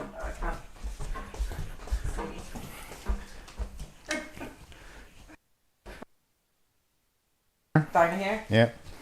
Which one do you need? That one. So you're not doing that massive thing? I might get around to doing that last. I'm trying not to. You're going to do your back in. I know, I feel like I'm going to do my back in now. Right, let's just check over this box, make sure it's not got any identifiable marks. No, it hasn't. Excellent stuff. So, another one from GameMax. This one has actually been sent to us by GameMax for review, so I should say that straight away. This is from them. This isn't David's, he hasn't got two cases and he's deciding between the two, although he might decide this is the one he wants to go for. So this is the Gamemax Infinity, which is going to bear an extremely striking resemblance to the Lian Li 011 and the the Techwear VXR, the Sahara something 360. There's a lot of cases on the market now with this kind of fish tank kind of look to it. Now I've not opened this at all yet, so I don't know what fans it comes with. It says a lot of optional fans on there, so potentially this comes with none at all. But this effectively, I think, is about the same price as the Meshbox, even though we've got two big solid panel glass things. So supports up to 10 fans, so 3 in the top, 3 in the bottom, 3 in the side, and 1 in the back. The beauty of this over the Techwear VXR and some other ones is in the back here you can put a 120mm fan, and also you've got better air cooler compatibility, whereas with the Techwear VXR you were limited to about 140mm, I think, whereas this I think you can put about 170mm coolers in there. Yeah, supports 360 rads, which I do want to verify, because if it does it in the top, I'm happy. If it does it in the side, even better.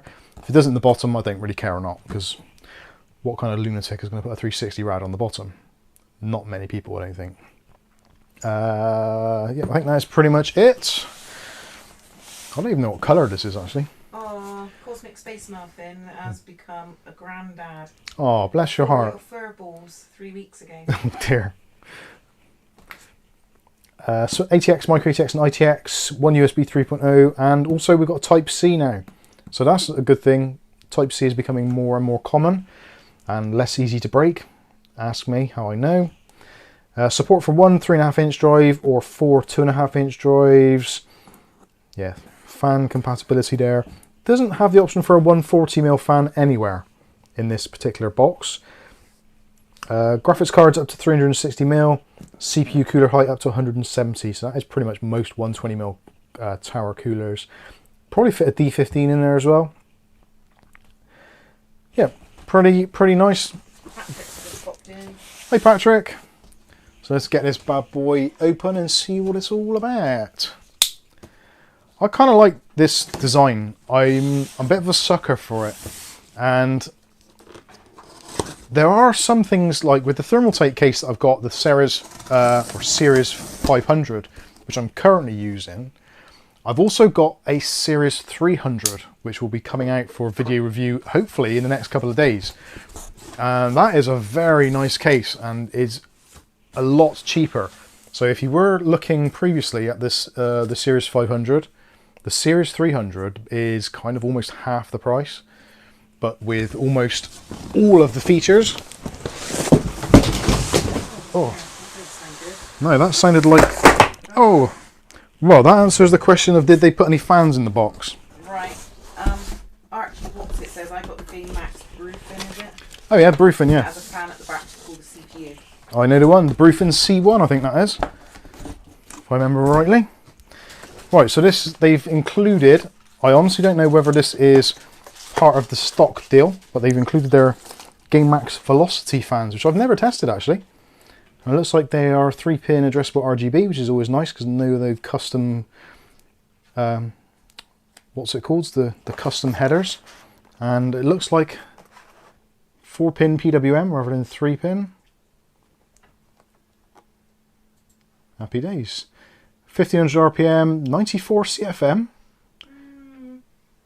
That sounds pretty good. Oh, Kath's excited. Someone sent her pictures of animals. Right, it looks like there might actually be... Oh my days, there's loads more fans in here. Right, so I'm not too sure whether this is a normal thing. So you probably noticed those.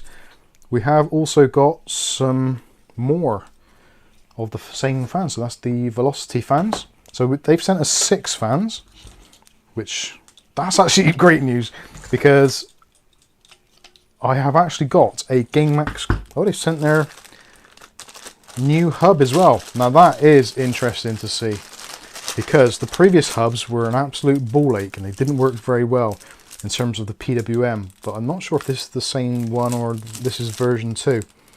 I have been informed reliably, well, allegedly, that actually that can't work because these are 3-pin. So if they're 3-pin fans, they're not going to work on a 4-pin hub, are they? Or are they? Because it still needs a PWM signal. Although it probably translates it. So that potentially could be interesting for people that want to use 3-pin fans.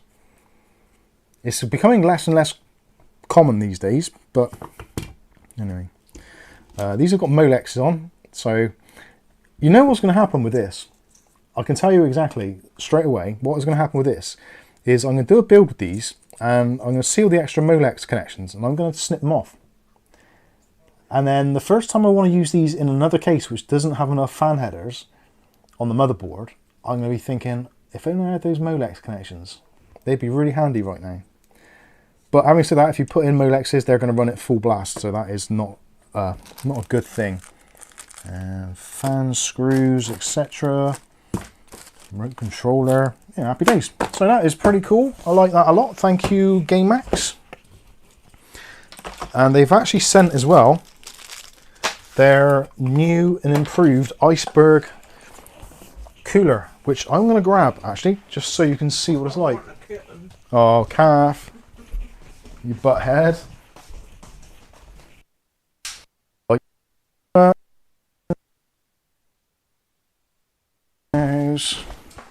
Hey Daisy. Hopefully you can still hear me. Oh god, I just walked into the wall. Can you still hear me? Yeah, looks like you can. So this is the new GameMax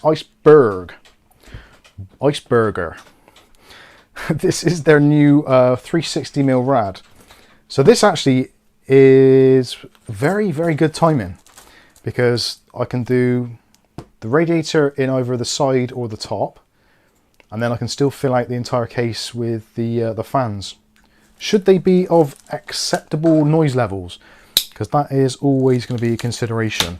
And also if it actually performs as intended, because as we know, manufacturers do promise the earth and don't always deliver. But this looks alright. And it improves on their previous design, I think.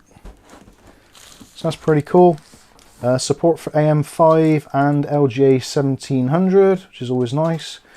What else does it support? Hydraulic bearing, 4-pin PWM for fan power. Yeah, looks absolutely fine. So that is something else which will be... oh. I'm not very good at my job. That is something which we'll be reviewing coming up soon. Apparently this is out at a pretty decent price. Somewhere in the region of about £60 to £70 for 360mm AIO, which actually sounds pretty favourable. So yeah, we will be doing a review on that in the case at some point. And what is that? Oh right, there's an extension wire there. Oh, that is a RGB strip that fell on the floor. So that is GameMax's RGB strip, which you can plug in. It's magnetic, or you can put sticky tape on, just to give you a little bit more lighting. So that must have been in here at some point. I guess they ran out of space inside the box and just said, right, we'll take it all out and you can have it as it is.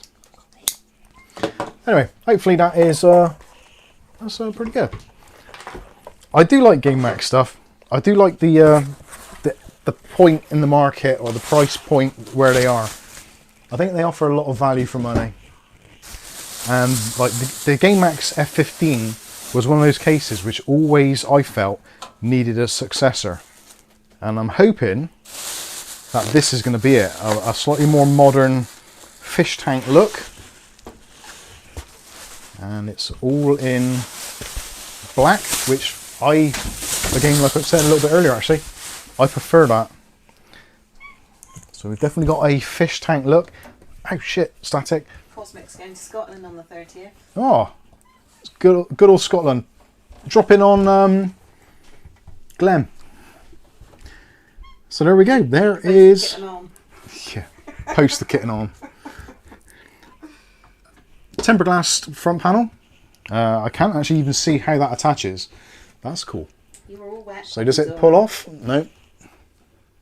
How does this come apart? There's no visible screws. Can you see any screws? I can't see any screws. Come on then. Ah, is it a lift off? Yes. Right. I think it is. I like the fact that you can't see any screws. That is actually pretty cool. So on the back. On the back. Grab his teeth.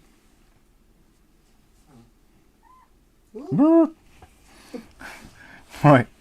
On the back, actually a load of mesh there, so fans are going to fit in there pretty much kind of however you want to. It's quite an unusual setup there. You've got to take your top off first. I kind of like it. Riley wants you to. My top? Yeah. No. I will take this top off.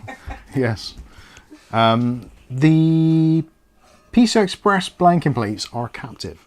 So they are the fold out ones, which kind of shows the price category this is in. This is about 60 or 70 pounds, which isn't cheap, but if you look at the competition on the market, like the VXR I think is about 100, 110. It's yeah, it's looking to be pretty good. So power supply goes in here. Got ventilation down there. There's probably going to be a hard drive mount in there, I'm pretty sure. Looking at the back, absolutely tons of ventilation there. So your power supply is going to be kind of here. So that's going to be able to pull in a lot of fresh air from the outside. You've also got this section here. So if you've got a 360 rad or your fans there, they've got lots of access to pretty much unrestricted airflow, which is always nice to have. And cool, blimey, that's actually a lot heavier than I thought it was going to be. I think they've used a heavier gauge steel on this than what they would have done normally. Yeah, quite impressive. So, you can hear how solid that is, can't you? That's a solid bit of metal. You could probably mount fans to it as well, maybe. I don't know, possibly not. Anyway. So looking inside, you've got an absolute ton of space to work with for cable management. Got your drive caddy there. You can unscrew that. It's 4 screws by the looks of it, so that can come out, giving you access underneath. Because that is going to be a pain in the ass. Because when you're trying to run your cables down into the front I/O stuff, for your HD audio, your USB 3s, and all that kind of stuff, this is actually going to be a little bit challenging with that in the way. And especially if you're making use of extra connectors on the motherboard for maybe fan headers or something. Oh, I'm not screwing. I thought I was screwing, but I'm not. Oh, that's because I don't have to screw. The screws are in from the back. So I was trying to undo a screw which did not actually exist. Happy days. So there's your drive mounting. So you can take that out and yeah, do what you like with that, I suppose. So that gives you a lot more room in there for stashing cables, passing them through the inside, etc. You've got rubber grommets on the side for passing through your power or GPU cables. Got a couple of pass-throughs at the top, which you might be able to see just there and there. So kind of EPS connector for your motherboard, 12 volt power, maybe some RGB cables or whatever. The rest of it's all blocked off, which is absolutely fine. Got pass through as well for fans, yeah, if you've got fans in the top, etc. You've got your wiring there, front USB Type-C. You can see completely open section there. A lot of these cases like this tend to have this bit kind of filled in with something, but you kind of have to put some fans in there really, otherwise it's going to look a little bit open. But then some people don't really care about that, so do whatever you like. It's your case, you do it. Top panel comes off on thumb screws, which are not captive. Jesus. And it's another super heavy. You can hear, that's a lot of metal there. A lot of metal. So like that, nice ventilation. And we'll tip it round. It's getting lighter. And you can see your options there for mounting your radiators. Again, completely open, basically unrestricted. So that is going to be, yeah, that's going to be great for fans, for airflow. So that's pretty decent. And I'm guessing now this side panel can lift off. Yep. So that just lifts off, just held in place with those little lugs. Let's put that over there. Actually, where can I put that? Let's put it there. And I'm guessing the front is the same. Yep, that just lifts off as well. Very nice. I like this. I've got to be honest with you, I am a bit of a sucker for this design. I do like it. Where's your LTT screwdriver, Mike? It's not here. It's elsewhere. So yeah, I'm pretty impressed. And actually, all of the motherboard standoffs for the full-size motherboards are installed as standard, and actually they look like they're welded in. So you've got no, yeah, there's no option to not use them. They are there, which that's actually quite a cool thing, because the amount of motherboards I see where people have mounted a motherboard straight to the back and they're like, my PC doesn't boot, and there's sparks coming out of it and magic smoke. It's like, yeah. Is it not got filters? The filter, well, the actual case itself is the filter as such. There is one on the bottom, a removable mesh, which, to be honest with you, I would probably throw that in the bin. I hate those, they're pointless. The good thing about these cases, because of the vertical airflow, so because you're going to be, realistically, depending how you do it, you're going to be either having negative airflow, so fans mounted here, exhaust in, and in the top exhaust in, then the bottom's just going to be open to air. When it comes to dust, I've done this because I've had these types of cases on the desk here for many years. Because the dust particles have to go kind of, they have to drop through the air, go down, and then across, and then back up again. It's really hard for dust to get into a vertical setup like this, especially if it's kind of pulling in from underneath. From the GPU and stuff, probably a little bit easier. And potentially from this back section, if there's not a fan exhaust in, it might be a bit more able to get dust in. But in general, because it has to go, like dust goes down, normally as soon as it hits the surface, that's it. It's only when it's airborne that it actually is able to kind of make a maneuver. That sucked, though. Well, that's the thing again, because when it seems to stick to the front of my case. Yeah, but yours is, if you've got fans on a horizontal, on a vertical plane, because dust is in the air, it's coming down and being sucked straight in. Whereas if your fans are underneath, because the dust is underneath, it can't really drop down, and then defy gravity and go sideways and up, unless the fans are running at full blast, and it's like dust which is just being put into the atmosphere that you're in. So these kind of designs are very, very good for dust, or very good for not having too much dust in them, which was something I liked, because it was a pain to have to keep on cleaning cases, especially ones with like big fans. The F15 is a bit of a monster for that, because those big fans pull in a lot of air. It takes a lot of dust in with it, so it does need that filtration. Okay, cat fur. But yeah, I kind of like this. I think this is going to be a very interesting build. You can never really tell until you've actually put stuff in one, but yeah, I think it's good. I would have liked to seen the feet been a little bit bigger, just to get a bit more airflow underneath, I think, personally. But not the end of the world. I don't really like this fan filter. But considering how inexpensive, I'm not going to say it's cheap, because it ain't cheap, but it is relatively inexpensive. What did you say the price was on this, Kath? It was about 65, 70 quid? I think it was. I did, it might still be So yeah, it's alright. It's the metal supports here £70. a little bit flimsy. How many? £70, 55p. 70 quid, basically 50p. That's for the white one. How much is the black one? And in America, it is not available. Ah, well done. Well, it's out of stock at the moment. Yeah. So yeah, I'm £72 for the black one. 72. Okay. Yeah. Put a jammy dodger on each one of the standoffs in the corner. That'll give some decent airflow underneath. Yeah. Stick some jammy dodgers underneath. Oh, waste of jammy dodgers. You can't. It'd be all lopsided in the morning. You have to eat them. Do I want to take out? Well, let's offer up a graphics card. Put some sugar, fruity polos under it. That's. They'd stick in there, and You'd never get them off. and the dust to stick to it. So graphics card wise, the big boy still got a bit of room there for your radiators and fans and stuff, and it is offset as well, so you don't have to worry too much, because there is actually, that's something I was going to measure for my own curiosity. So you've got 60mm between this back bracket and the front of there. So if you're thinking about sticking stuff out there, that is going to be hard work for the passing cables through. So what I would probably do in this situation is I'd probably need to put a radiator in place to see what it's like, because there is going to be that thing where I don't know whether, I think a radiator would probably be better off at the top anyway.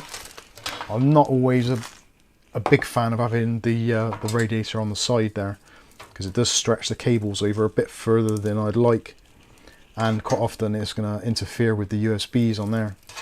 So putting a 360 in that side, I've got to try it. I'm sorry, I've got to try it. Otherwise I won't be able to sleep. I will. You won't be snoring. I don't snore. And actually I'm slightly intrigued to see what this is like. Yeah, emergency food supplies, the jammy dodgers. Can you still get fruity polos? I don't know. I think I've seen them, but I haven't really looked.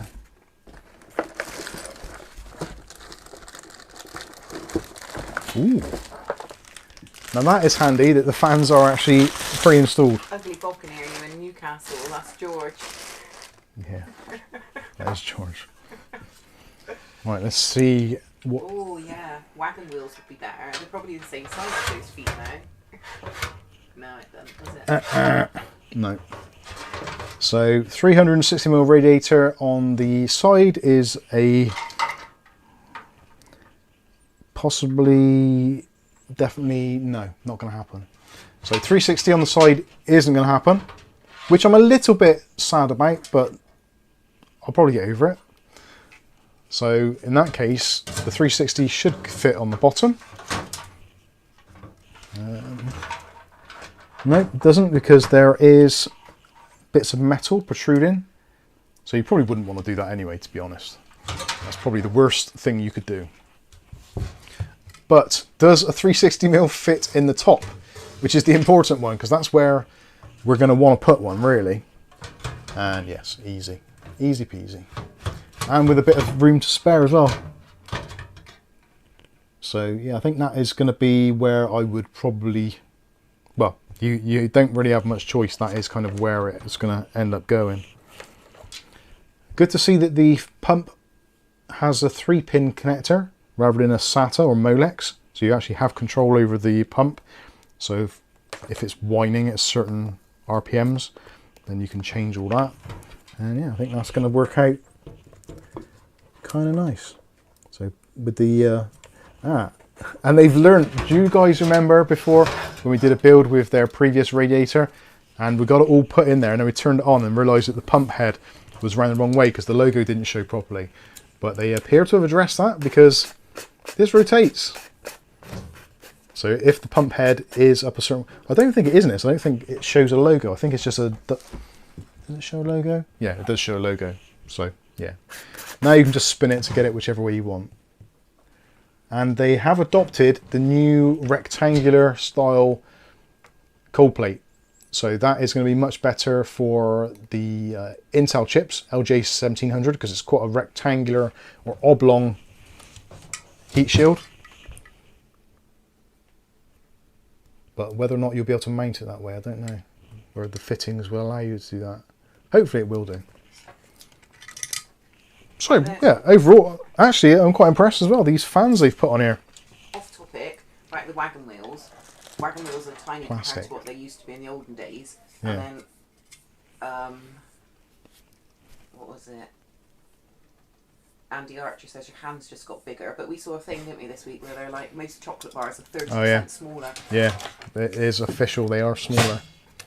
So what they've done with these fans, they've taken a leaf out of the Arctic ARGB P12s. So there's a plastic rim around the outside edge. So the airflow, rather than being kind of loose and open and losing static pressure, because it's a fully round enclosed thing, well, firstly, you don't get the vibration of the blades because it's all in a circle, but also you get a better downdraft as well. I hate to say it, because quite often these things don't end up the way you think they're going to be, but I think this is actually going to work out really well.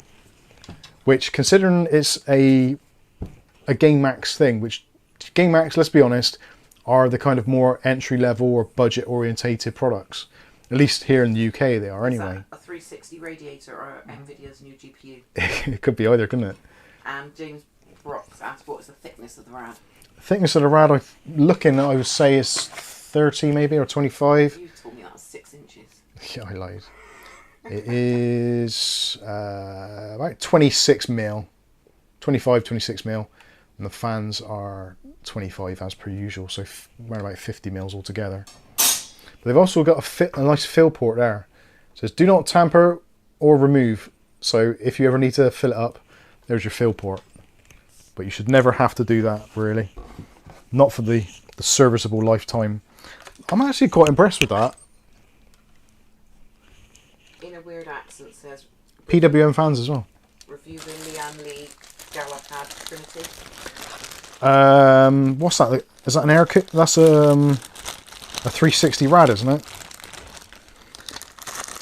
Nimrod says, I think in out hoses should be kiddie corner. Does that make sense? Or is that all things? I'm not entirely sure. It's a new one, yeah. Right. Well, if someone from Lian Li, actually, who works at Lian Li? Works with Lian Li. Yeah, if they've got any available and they're doing like samples, then I will try my best to get hold of one. What's the mounting setup like for this? Hopefully the AM4 and AM5 is just a simple clamp on, so you don't have to put the back plate in, and it looks like you don't. So that is fantastic news. I really don't like doing those. Yeah, that looks like... I'm actually quite looking forward to this. Normally a lot of this stuff comes through and I'm like, oh, for God's sake, I've got to do this and I've got to do that. This is actually one of those times where it's like, oh, this is actually good. This in theory, and it's always theory until you actually have to do it, but in theory this should actually be, no, I'm not even going to say it. I was going to say it should be stress-free, but... It would be pressurised, wouldn't it, No. Mike? No, they're normally not. No, I got that around the wrong way. It shouldn't really be pressurised. If it's pressurised when it's cold, then when it gets warmed up, it's going to probably bust a seal.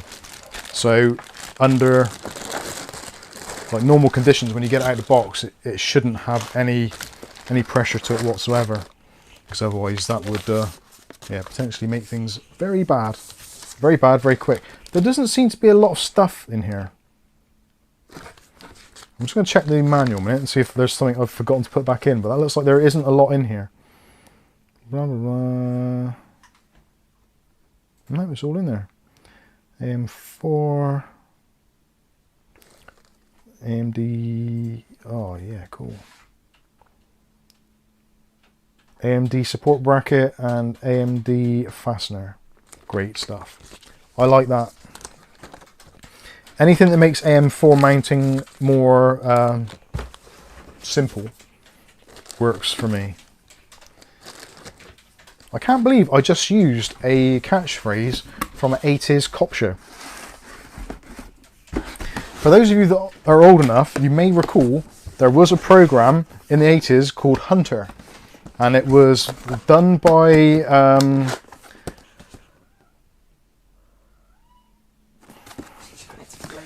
stop chatting, Maisie. Poppy. By is it Stephen J. Canal, who did the A-Team and Knight Rider and various other things. And Hunter was a Los Angeles homicide detective. And yeah, it was really weird because it came out at the same sort of time as Miami Vice and the A-Team and Knight Rider, all around that kind of early 80s. And yeah, it was a very strange program, which weirdly lasted longer than all the others. So I think the A-Team was like 3 series. Miami Vice was, I think, 5.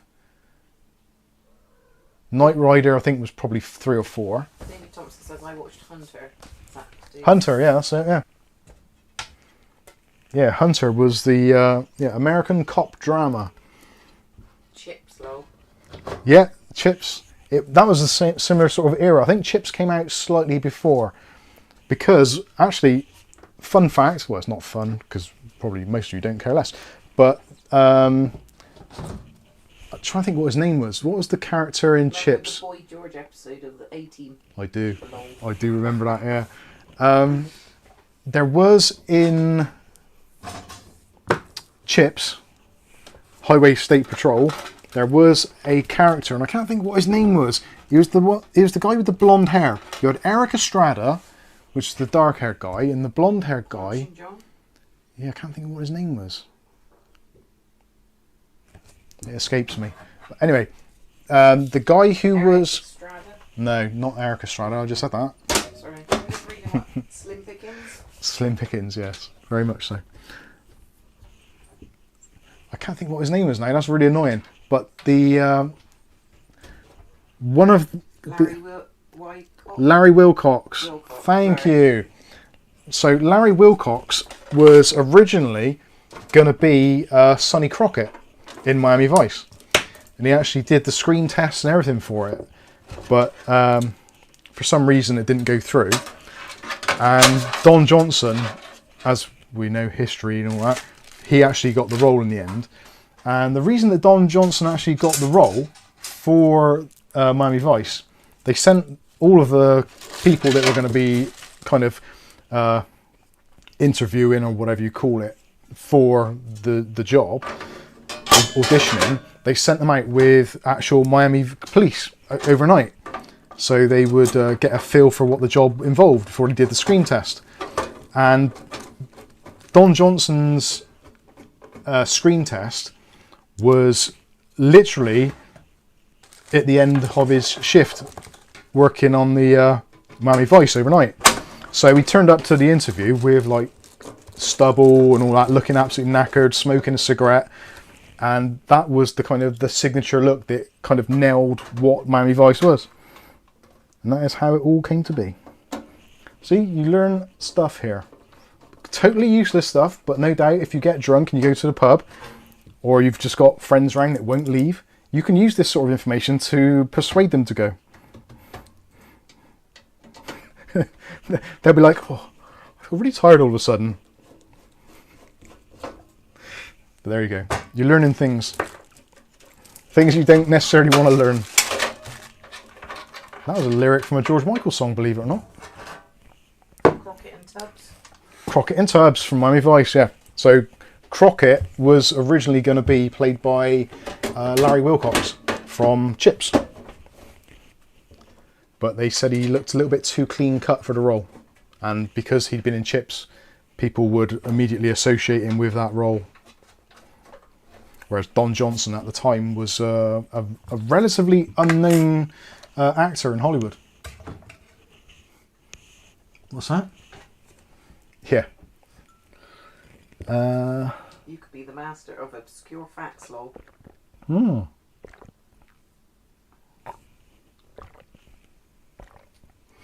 Miami Vice, Coke and speedboats. Yep, that is pretty much it. Fido says he had that clean cut stereotype. Definitely did. Andy Archer, pub quiz time, Mike.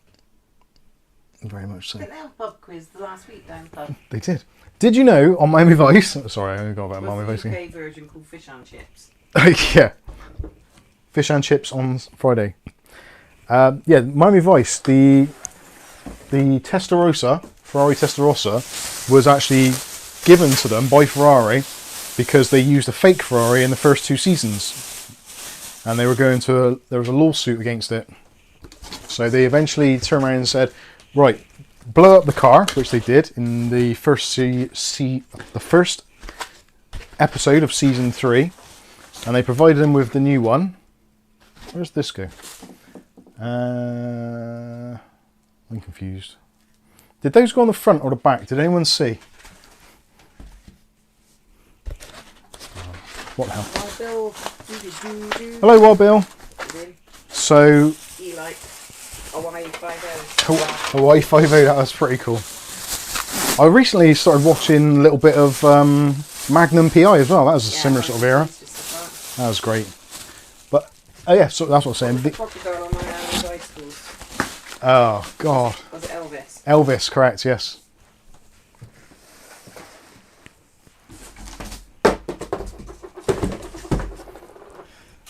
So yes, the Ferrari. So originally they sent the Ferrari as a brand spanking new black Ferrari Testarossa. But they found out when they did some shots, especially at night, they couldn't see the car. It didn't stand out from the background. So the props department sent it to an SFX guy who was local in California or wherever it was, and actually they repainted the car in what they dubbed as being cocaine white. So that is why that car was actually very unique, because they didn't actually make one in that colour until after Miami Vice started doing it.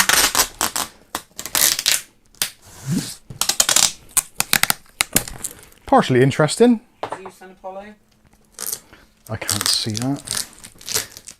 Zeus and Apollo, I've never heard of that. What's that? Magnum struggled to get in the Ferrari, he was so tall. Yeah. In Magnum as well.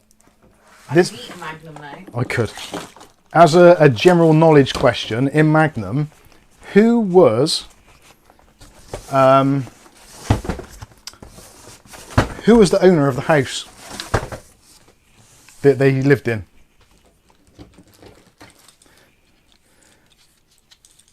And someone's probably going to answer that. And I would imagine from that, because Archie hates 1-inch tape. I don't. Use that other one. Okay, I will. Mrs. Doubtfire? Mrs. Doubtfire, yeah. She was the original owner of the house. No, there was Higgins. Higgins was the Masters. yeah. So Mr. Masters was the owner of the house. Robin Masters, yeah, well done. That's not me. Sky got the Sky. name. So Mr. Masters or Robin Masters was never actually seen in the series at all, ever. He was like this imaginary figure. So there's a lot of fan theories that say that Higgins was actually the owner and was trying to maintain some anonymity for his wealth by pretending to be the kind of housekeeper stroke in-between man, so to speak. But that was a question that was never answered in the series. Who was Robin Masters, and was he just a alias for Higgins. Higgins? Yeah. Higgins was the housekeeper. Higgins was the housekeeper, but was he also secretly the owner? And was he Robin Masters? Who knows? We got some old, Who cares? we got some old schoolers in the stream, or Alexa, right? Yeah, there's some old school people in the stream, but I think it's some of that stuff is like, I find it interesting. I don't know if you do. I have to work out what manual goes in which box now. Fido says they showed him from the back sometimes, and it was Higgins' actor that played him. That's probably how the theory got started. Ah, now that makes a lot of sense. Not many things do make sense these days, but that does. So yeah, that would explain some things. I personally believe that a lot of those shows from the 80s, even though like quite often you could see the sets wobbling and the acting was a little bit on the hammy side, I still think that it was better TV back then. Or was it just because we were younger? But I've been watching it and trying to reflect on it, and I think it was better, personally. Fortunately, though, video games aren't better back then. In one episode, the game spoke on the telephone to Masters, so there was no way they could be the same person. Fair enough.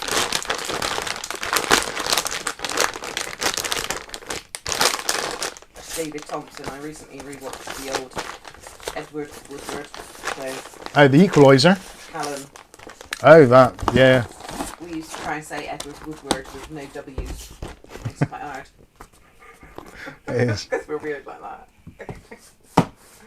I think some of those old shows have got a lot of mileage left in them. Sorry, Kath, can you pass that box over? This one? Yes, please. No, up high. Yeah. I'll move the graphics card because you're dangerous. I'm not dangerous, that's you dropping stuff. I do drop things. As I drop my phone.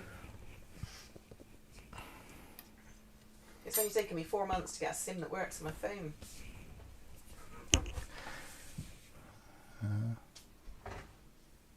Yeah, Kath's phone is actually working now.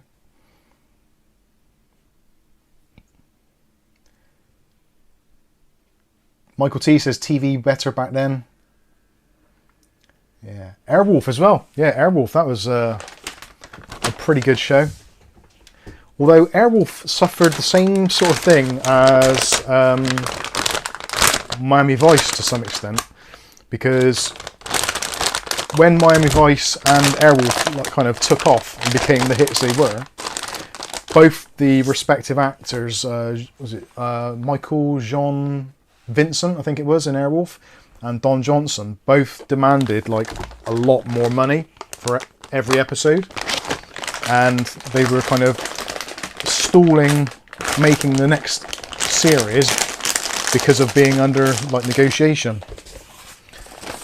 And I think Michael Jean Vincent was also someone who liked some of the stuff which was often seen on Miami Vice. Now, I wouldn't like to say that he was definitely taking Colombian marching powder, but the rumours are that he was kind of quite an animal, party animal. So Hollywood, that era,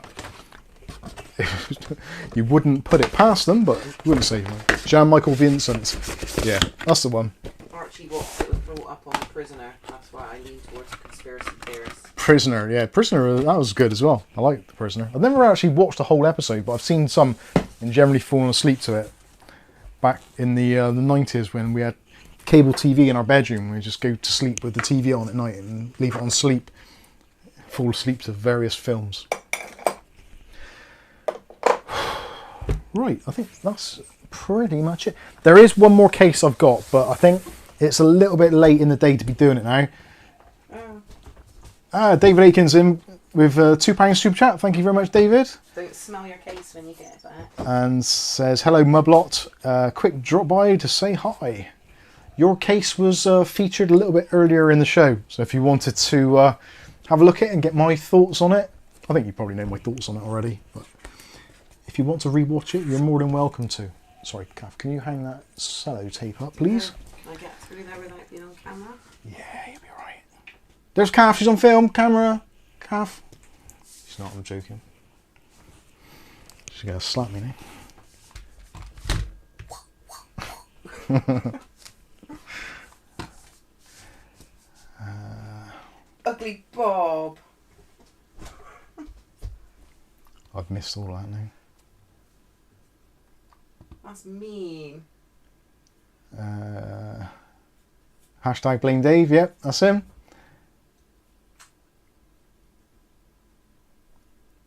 Dave says he was repointing his fireplace Yeah. until 9:30 p.m. Was it pointing in the right direction? Wrong direction? Mike might get his teeth taken out and a fireplace put in. Yeah.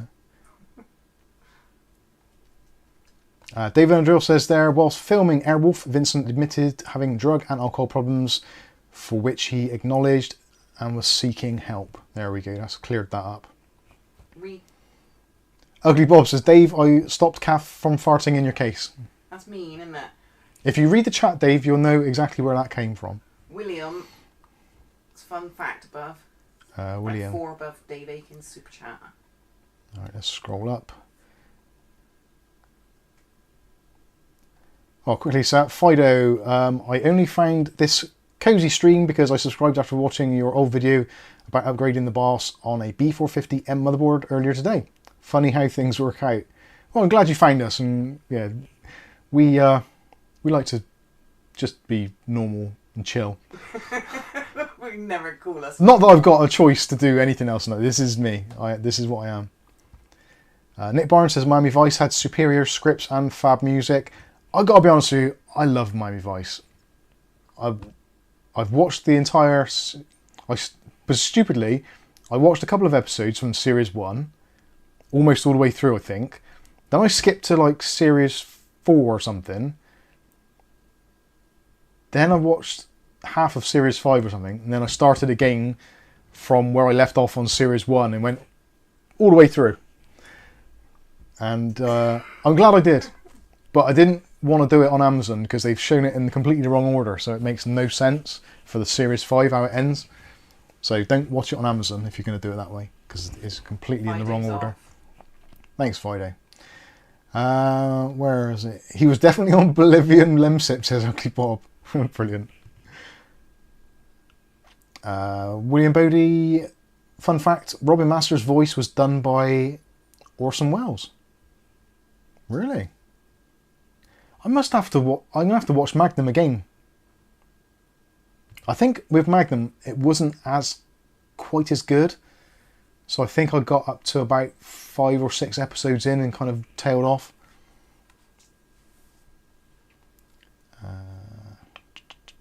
Andy Archer says, lots of repeated clips in those series. Yeah, definitely. The Miami Vice was well known for it. There was almost like a seminal moment in TV.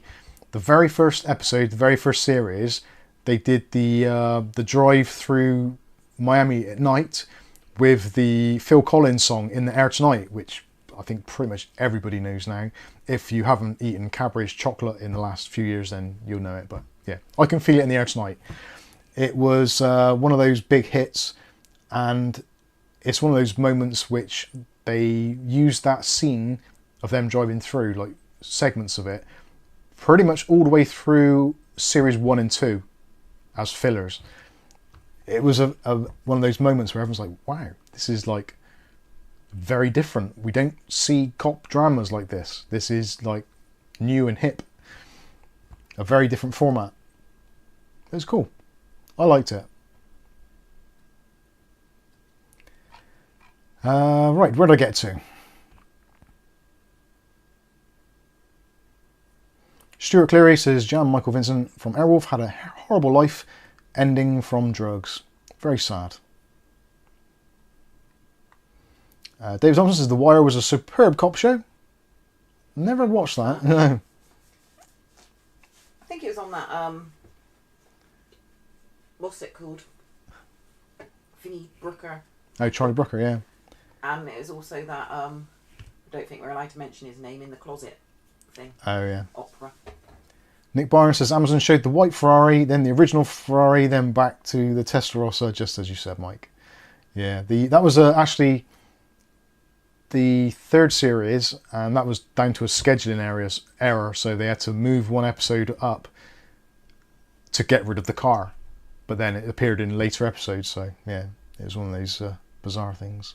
Ricardo's here. JB says, sometimes in college I was called Jimmy Selleck because of my moustache. I used to be able to do the eyebrows, because at the entrance scene he did the kind of raising his eyebrows, and I used to be able to do that as a kid, and it was a thing. People did it.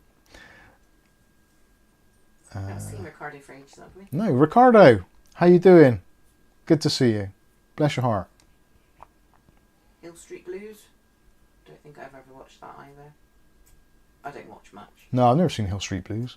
Well, Hill Street Blues, the writer of Hill Street Blues wrote the first 6 episodes of Miami Vice, I think. Because he went directly from that to that, because they said, right, we want that, but in Miami. So he went across and did that. Ricardo says, are you talking about 80s series and soaps? Yes, it does seem to be that way.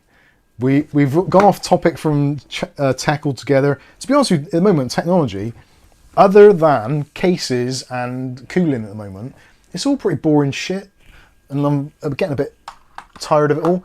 Like AM5 crashing and being unreliable, Intel 13th gen having weird latency issues. It's just all like, ugh. Companies not being very good. Yeah. Nvidia and AMD all go in like, well, we're just going to wait till you want to spend money. It's rubbish. Stuart Cleary says, loved the theme tune of Hill Street Blues. Where's my Max gone now? Oh, there it is. And let's see if I can... Some more coffers in the pot. Thank you very much, Stuart. Much appreciated. 21 Jump Street. 21 Jump Street, the film, I found to be quite enjoyable. I quite enjoyed that. And 22 Jump Street, that was pretty good. Even that your boss looks like him. Yeah. It was quite funny. When I started working in the shop, the boss looked like one of the two, and the guy, the assistant manager, or sorry, the owner looked like one of them, and the manager looked like the other. So I went to work and it was like, oh my god, I'm in 21 Jump Street. It was quite funny. Anyway, moving on. One was pleased, one was... David Underhill, AMD 7800 video card. My new purchase. Is the 7800s... The 7800s aren't out yet, are they? They're due out soon, aren't they? The 7800 and the 7700, I think it's going to be. Estimated August, I believe. Hopefully, fingers crossed, they can get their act together and actually get the efficiency down. Wouldn't it be great if the 7700 XT was like the 6600 is now? Like, really efficient, pretty powerful, and a good price. Ultimately, that's what we want. Ricardo says, there was a couple of series I loved. They were cancelled very soon. Automan and Manimal. The lead actor from Manimal, I actually worked with him when he was in BBC Casualty. He was one of the, well, he was the lead consultant at Casualty for quite a long time. Sadly passed away not long after leaving Casualty. Oh, was that Little Wave, Big Wave? Yeah. I'm trying to think of his name now. His name was Simon in the series. I can't think of his name. Oh, that's going to annoy me now. He was also in Jules 3D as well. I'm Cagney and Lacey, one of them women were Yeah. in it, weren't they? Oh, yeah, yeah. Glenda something, something like that, yeah. Yeah, Glenda, whatever, from Cagney and Lacey. She was in Casualty as well. But you wouldn't... I wouldn't. Simon McCormick, that's him. Yeah, Simon was... he was actually a really, really nice guy. Genuinely. Like, some actors and people can be just dips and they just ignore you and they hate you and everything. But he was actually like... at McCorkindale, sorry, yeah, that's right. He was like... I didn't even know that was you. A proper dude. He was... Is that me and you? That's not me. Oh. Bristol Vice. I need to get that onto a screen somehow. Can't you call up Discord? No, because I ain't got Discord installed on here for all the pinging. What have you got? Anything I can send it to? Your phone? We ain't got a tablet or something we can put it on, have we? Actually, yeah, send it to my phone. Guys, you've got to see this. Bob's... That is Bob, isn't it? Or is it Dave? It's Bob, I think. Has to be one of them. They've just done a fantastic Send it through thing. Discord to you? Yeah. Sorry. I'm getting confused. Sorry. Kath's doing technology, so bear with us. Done. Bristol Vice, Kath's hitting up the sugar. Yeah. We actually worked with someone who actually snorted sugar because he was on a diet. He snorted muffin. Right. There we go. I'm not sure if that's even going to focus. Sorry, I'm trying to stay still with not laughing. That's bloody brilliant. I didn't even recognise you at first. That is very good. I have got that surprised look as if Elvis has just bitten me. Very good.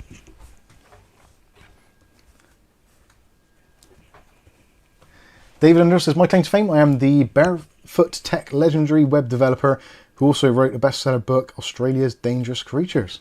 And then that's got to be a really good book because Australia is full of dangerous creatures. Most of them, unfortunately, are in the government, but the rest of them, like everything in Australia is basically trying to kill you in some way, shape or form. I think it's very much like Florida in that regard.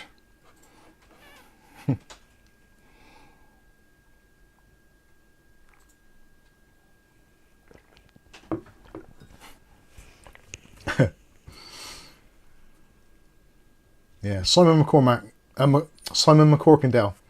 He was very nice guy. Was McCorkindale in the Biggles film? I'm not sure. Good times, good times. Right, so what else have we got that I've supposed to have gone over today? I don't think I've missed anything, have I? I'm looking around for stuff that's been sent so that I don't offend somebody by not having it shown or on screen. There's bound to be something. What's on the list over there? Oh, actually, there's a list over there. Lexar, Intel Arc, yeah, we've got to look at that. Gamemax Infinity, Iceberg 360, RTX, Phonaxia, Lianli. Don't forget those magnets I sent when I was drunk. Oh yeah, the Bob's magnets. They're in the kitchen messy drawer where all the tapes and glues. They are, yeah, a typical Bob drunk thing. Oh, actually, there was it Patrick? I think it was. Patrick sent. Now this actually baked my mind a little bit.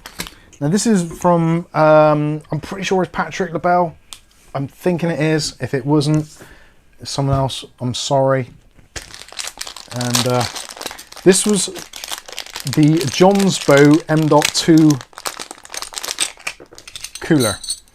And I keep on looking at this thing and I'm thinking, I honestly don't know what I'm doing with this. I'm going to have to go on there and have a look in the instructions. But there is like a thick adhesive pad. And there's two thin ones.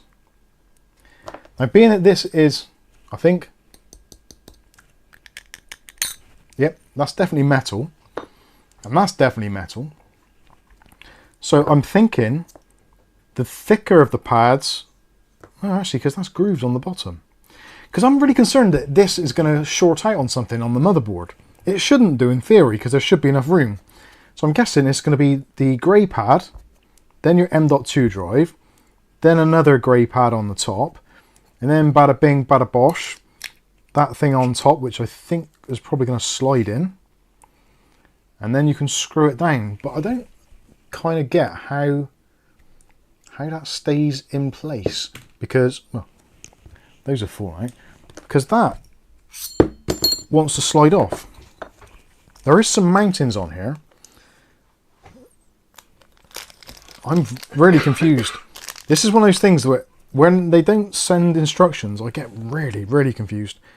So there's a thing on there for M.2 heatsink. So that sticks on there.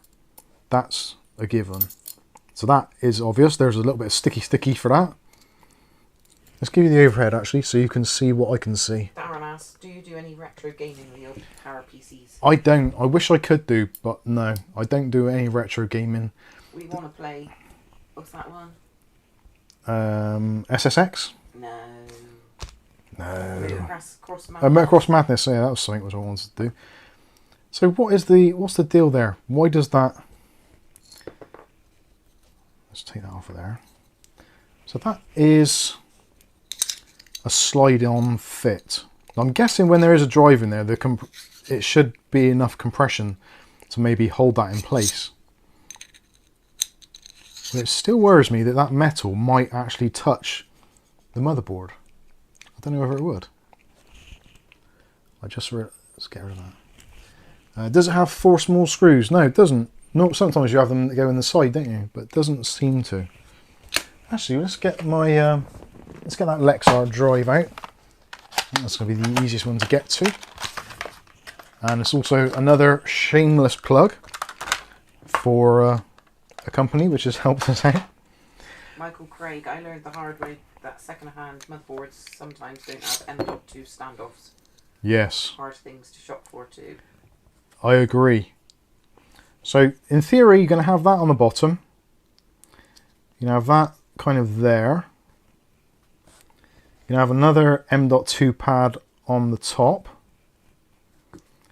And then the thing is, once you take the sticky off of those, you kind of almost want to like snap that into... Oh, it does snap into position. But that isn't quite thick enough, so that still wants to move around. So maybe we're on the right track here.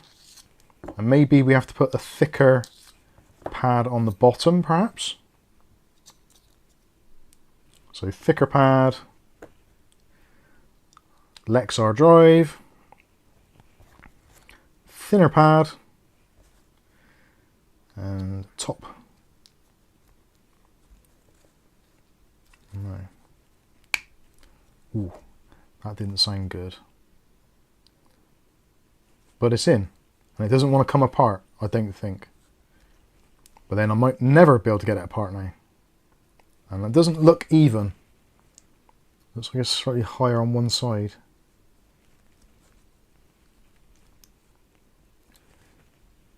Yep, I've definitely broken that, I think. But I think that makes sense. I think that's how it should look.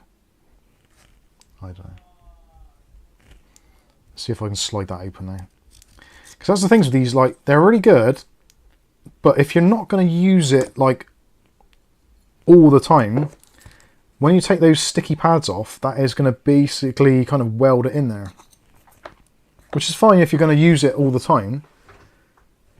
I just wish they'd find another way of doing this where it kind of made a bit more, not a bit more sense, but it's just a little bit more user-friendly.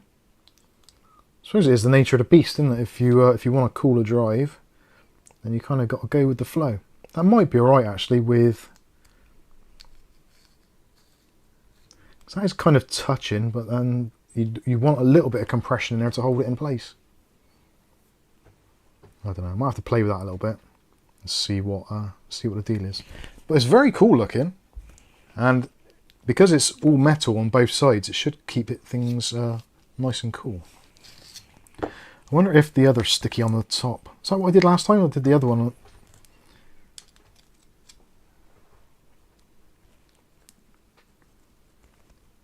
Oh, these things.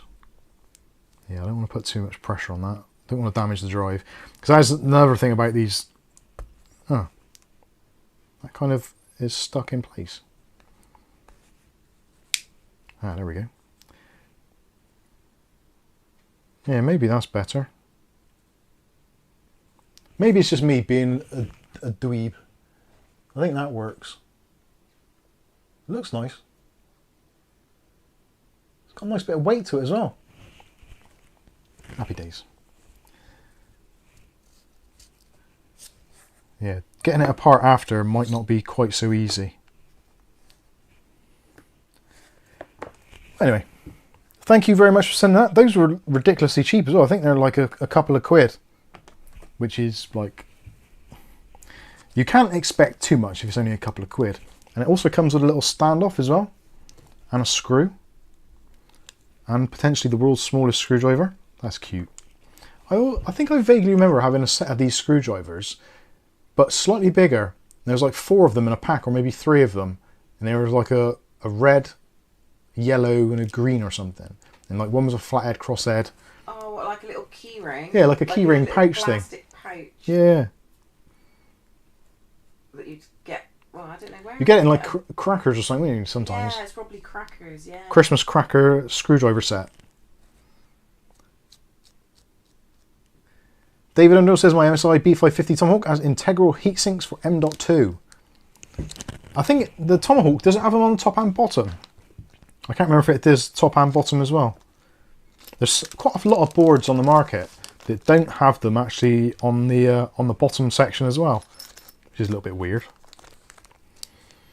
Hence the question here. And I've got a very distinct feeling that the my NZXT motherboard, I don't think that has any heat sinks on it at all. Which is weird because it's got pretty much heat sinks for everything else, including the chipset. But I don't think it's got any at all for the drives. Do NZXT do drives? Do they come with their own cooling?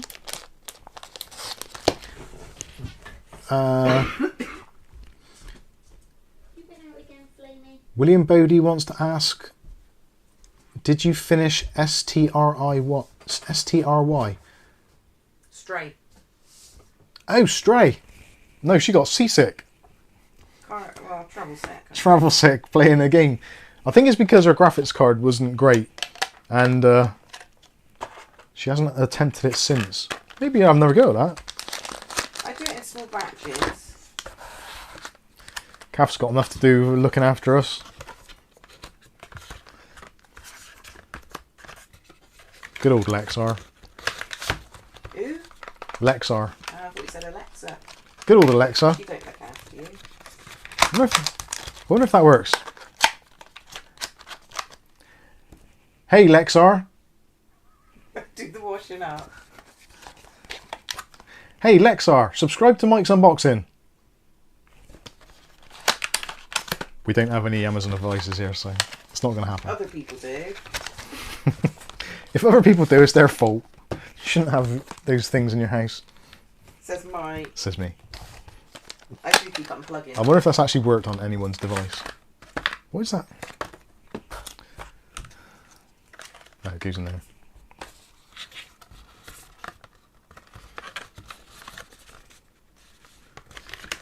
I'm not very good at this reboxing, Lark. I'm not very good at unboxing, to be fair. Okay, that is that done. Oh, is that something else coming through on Discord, or is that you? Yours. Oh, Coming God. up to say hello.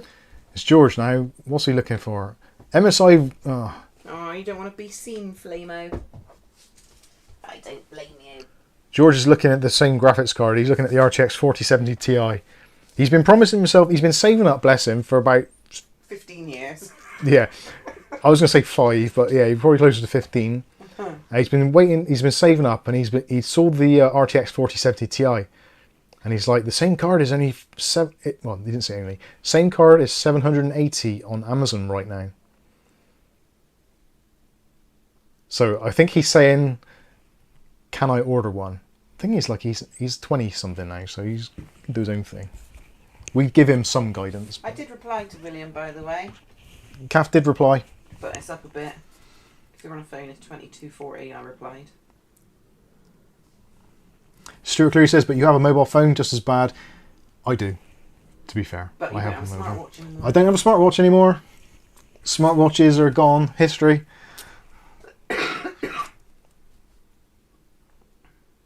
We're working on him, bit by bit. Ricardo says, Mike, I still have the issue when I tear down the PC for cleaning the RAM modules. After installed, don't work properly. I have to try one by one on the RAM modules. What could it be? I'm not too sure. RAM modules are an absolute pain, and they kind of sometimes either work straight away, or they can just be problematic bastards. And my kind of go-to thing, this is going to sound so stupid, but in almost everything that I've done where I've tried this, it has worked.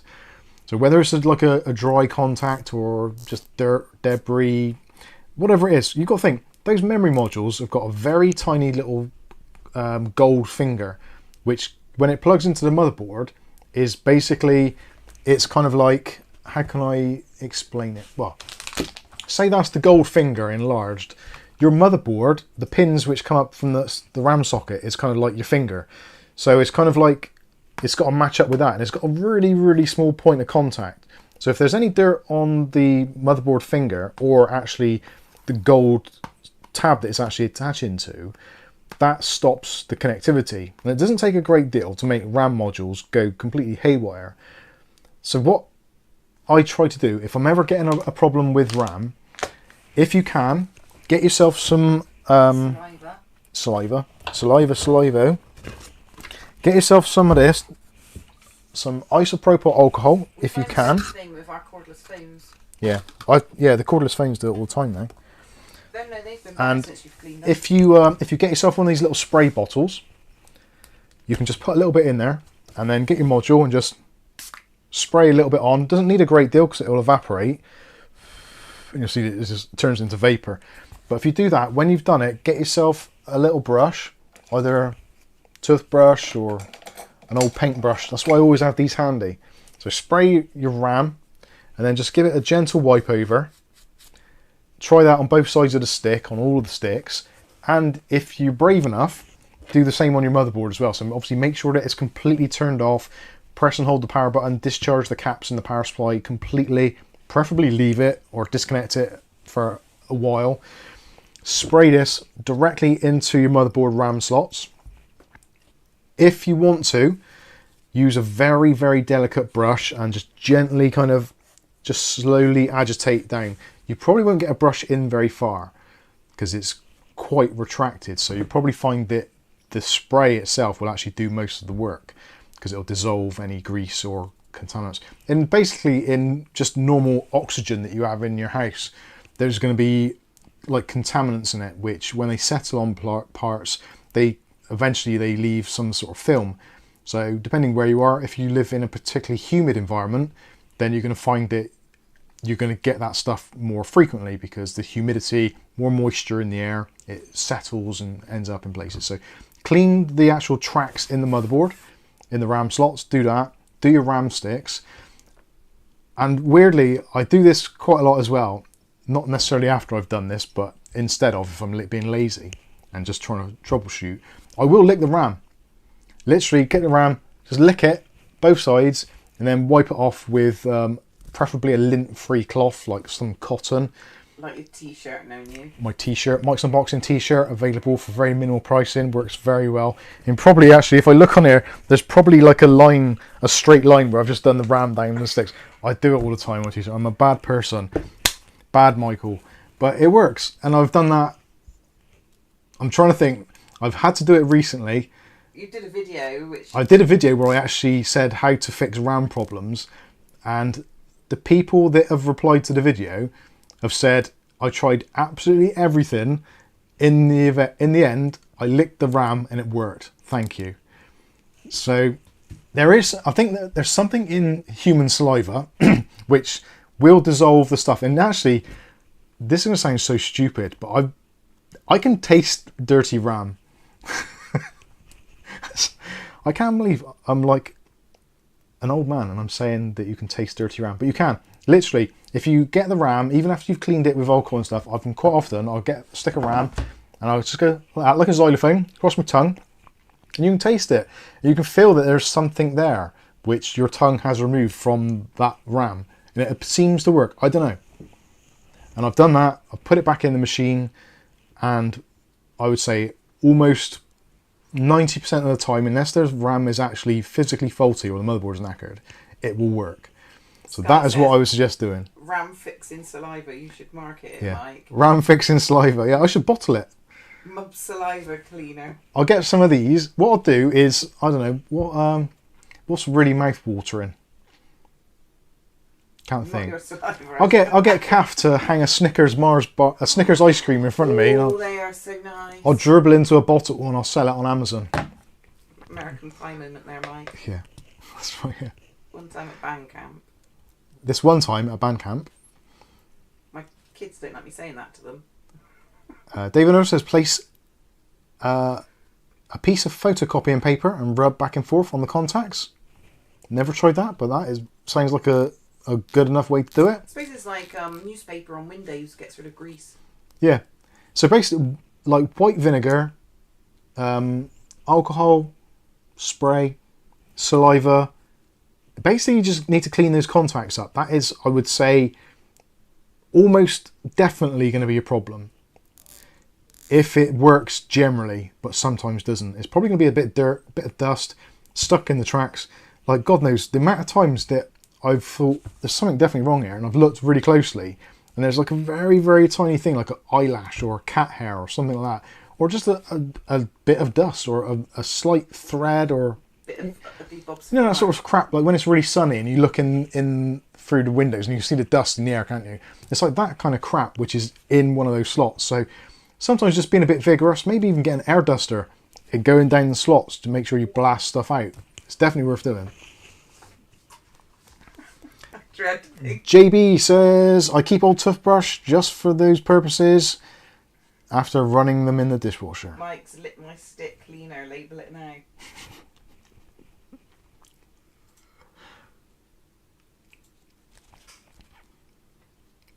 Andy Archer says patents it, Mike, before Apple finds out.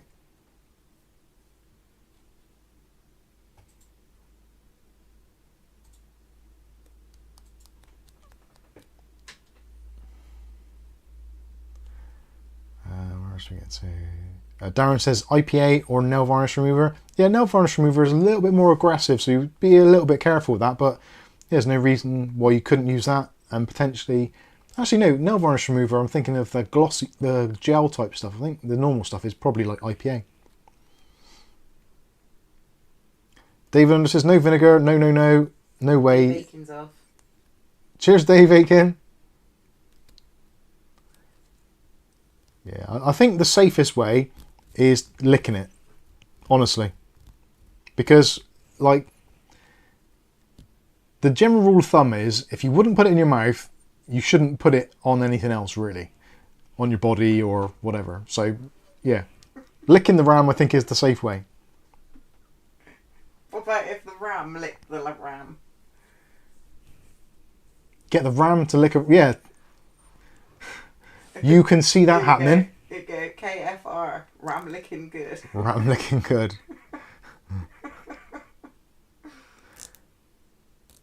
So Darren says, it's good, Mike, not vinegar, no water. Okie doke. JB says a pink pencil eraser would work to clean the contacts as well. Oh, like race I did actually use that. I did actually use it. Chase, wasn't it? Yeah. You had to clean the little contacts on the track on the bottom of the car. I did try on the video. You can probably find it actually if you just look at how to fix RAM problems. I think it was one of the videos we did anyway. It's ages and ages ago, and I tried the alcohol spray, although I didn't have alcohol spray at the time, so I think I used aftershave, which has got a high alcohol content, or did I use vodka? I can't remember, one of the two. Use vodka. I tried the eraser from the end of a pencil. What else did I try? I tried all sorts of things, and eventually, well, you'll see in the video, I licked the RAM and it booted straight up and it's like, whoa, there's no way on earth that just happened. But luckily I was recording it, so it was a genuine thing. Funny as well. Vulgar beats, what causes a beeping sound on startup? Vulgar beats, what causes a beeping sound on startup? Well, it depends what beeps they are. You need to count the beeps, and it's almost like Morse code for computers. So I think one beep means it's booted okay. And I think 3 beeps is graphics card. I'm not too sure. If you look at your motherboard, or just do a quick Google search after you've worked out how many beeps it is, and if you put in like, what are 5 BIOS beeps, it'll pretty much tell you. I think it's almost a kind of universal code as well.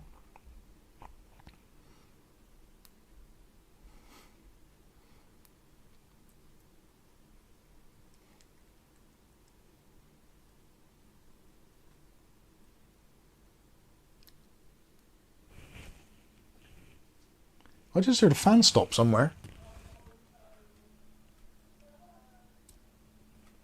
Oh, GPU. That's weird. That's a very weird noise. 2 bleeps means the Roadrunner is in the BIOS. Meep meep.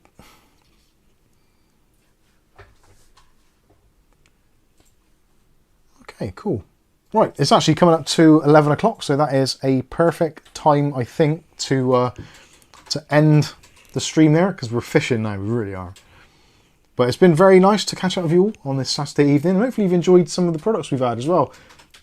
All of these will get their own individual dedicated reviews. The RAM I've done today, sorry, not the RAM, the M.2 drive. Actually, really surprised.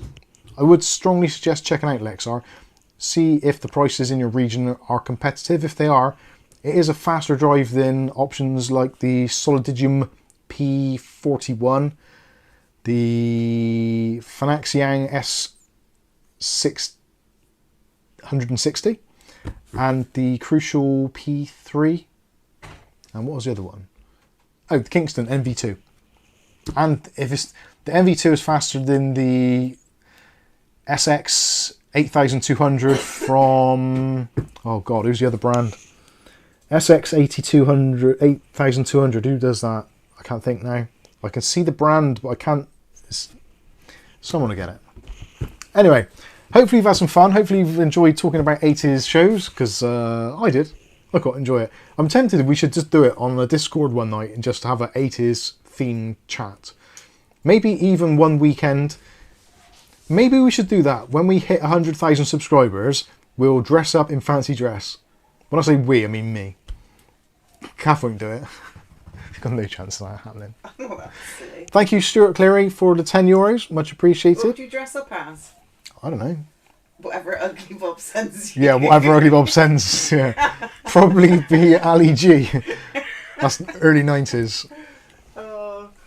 Bless your heart. Oh, I bet it's Austin Powers. I thought the board broken then. You'd have to talk with his teeth in. Oh dear.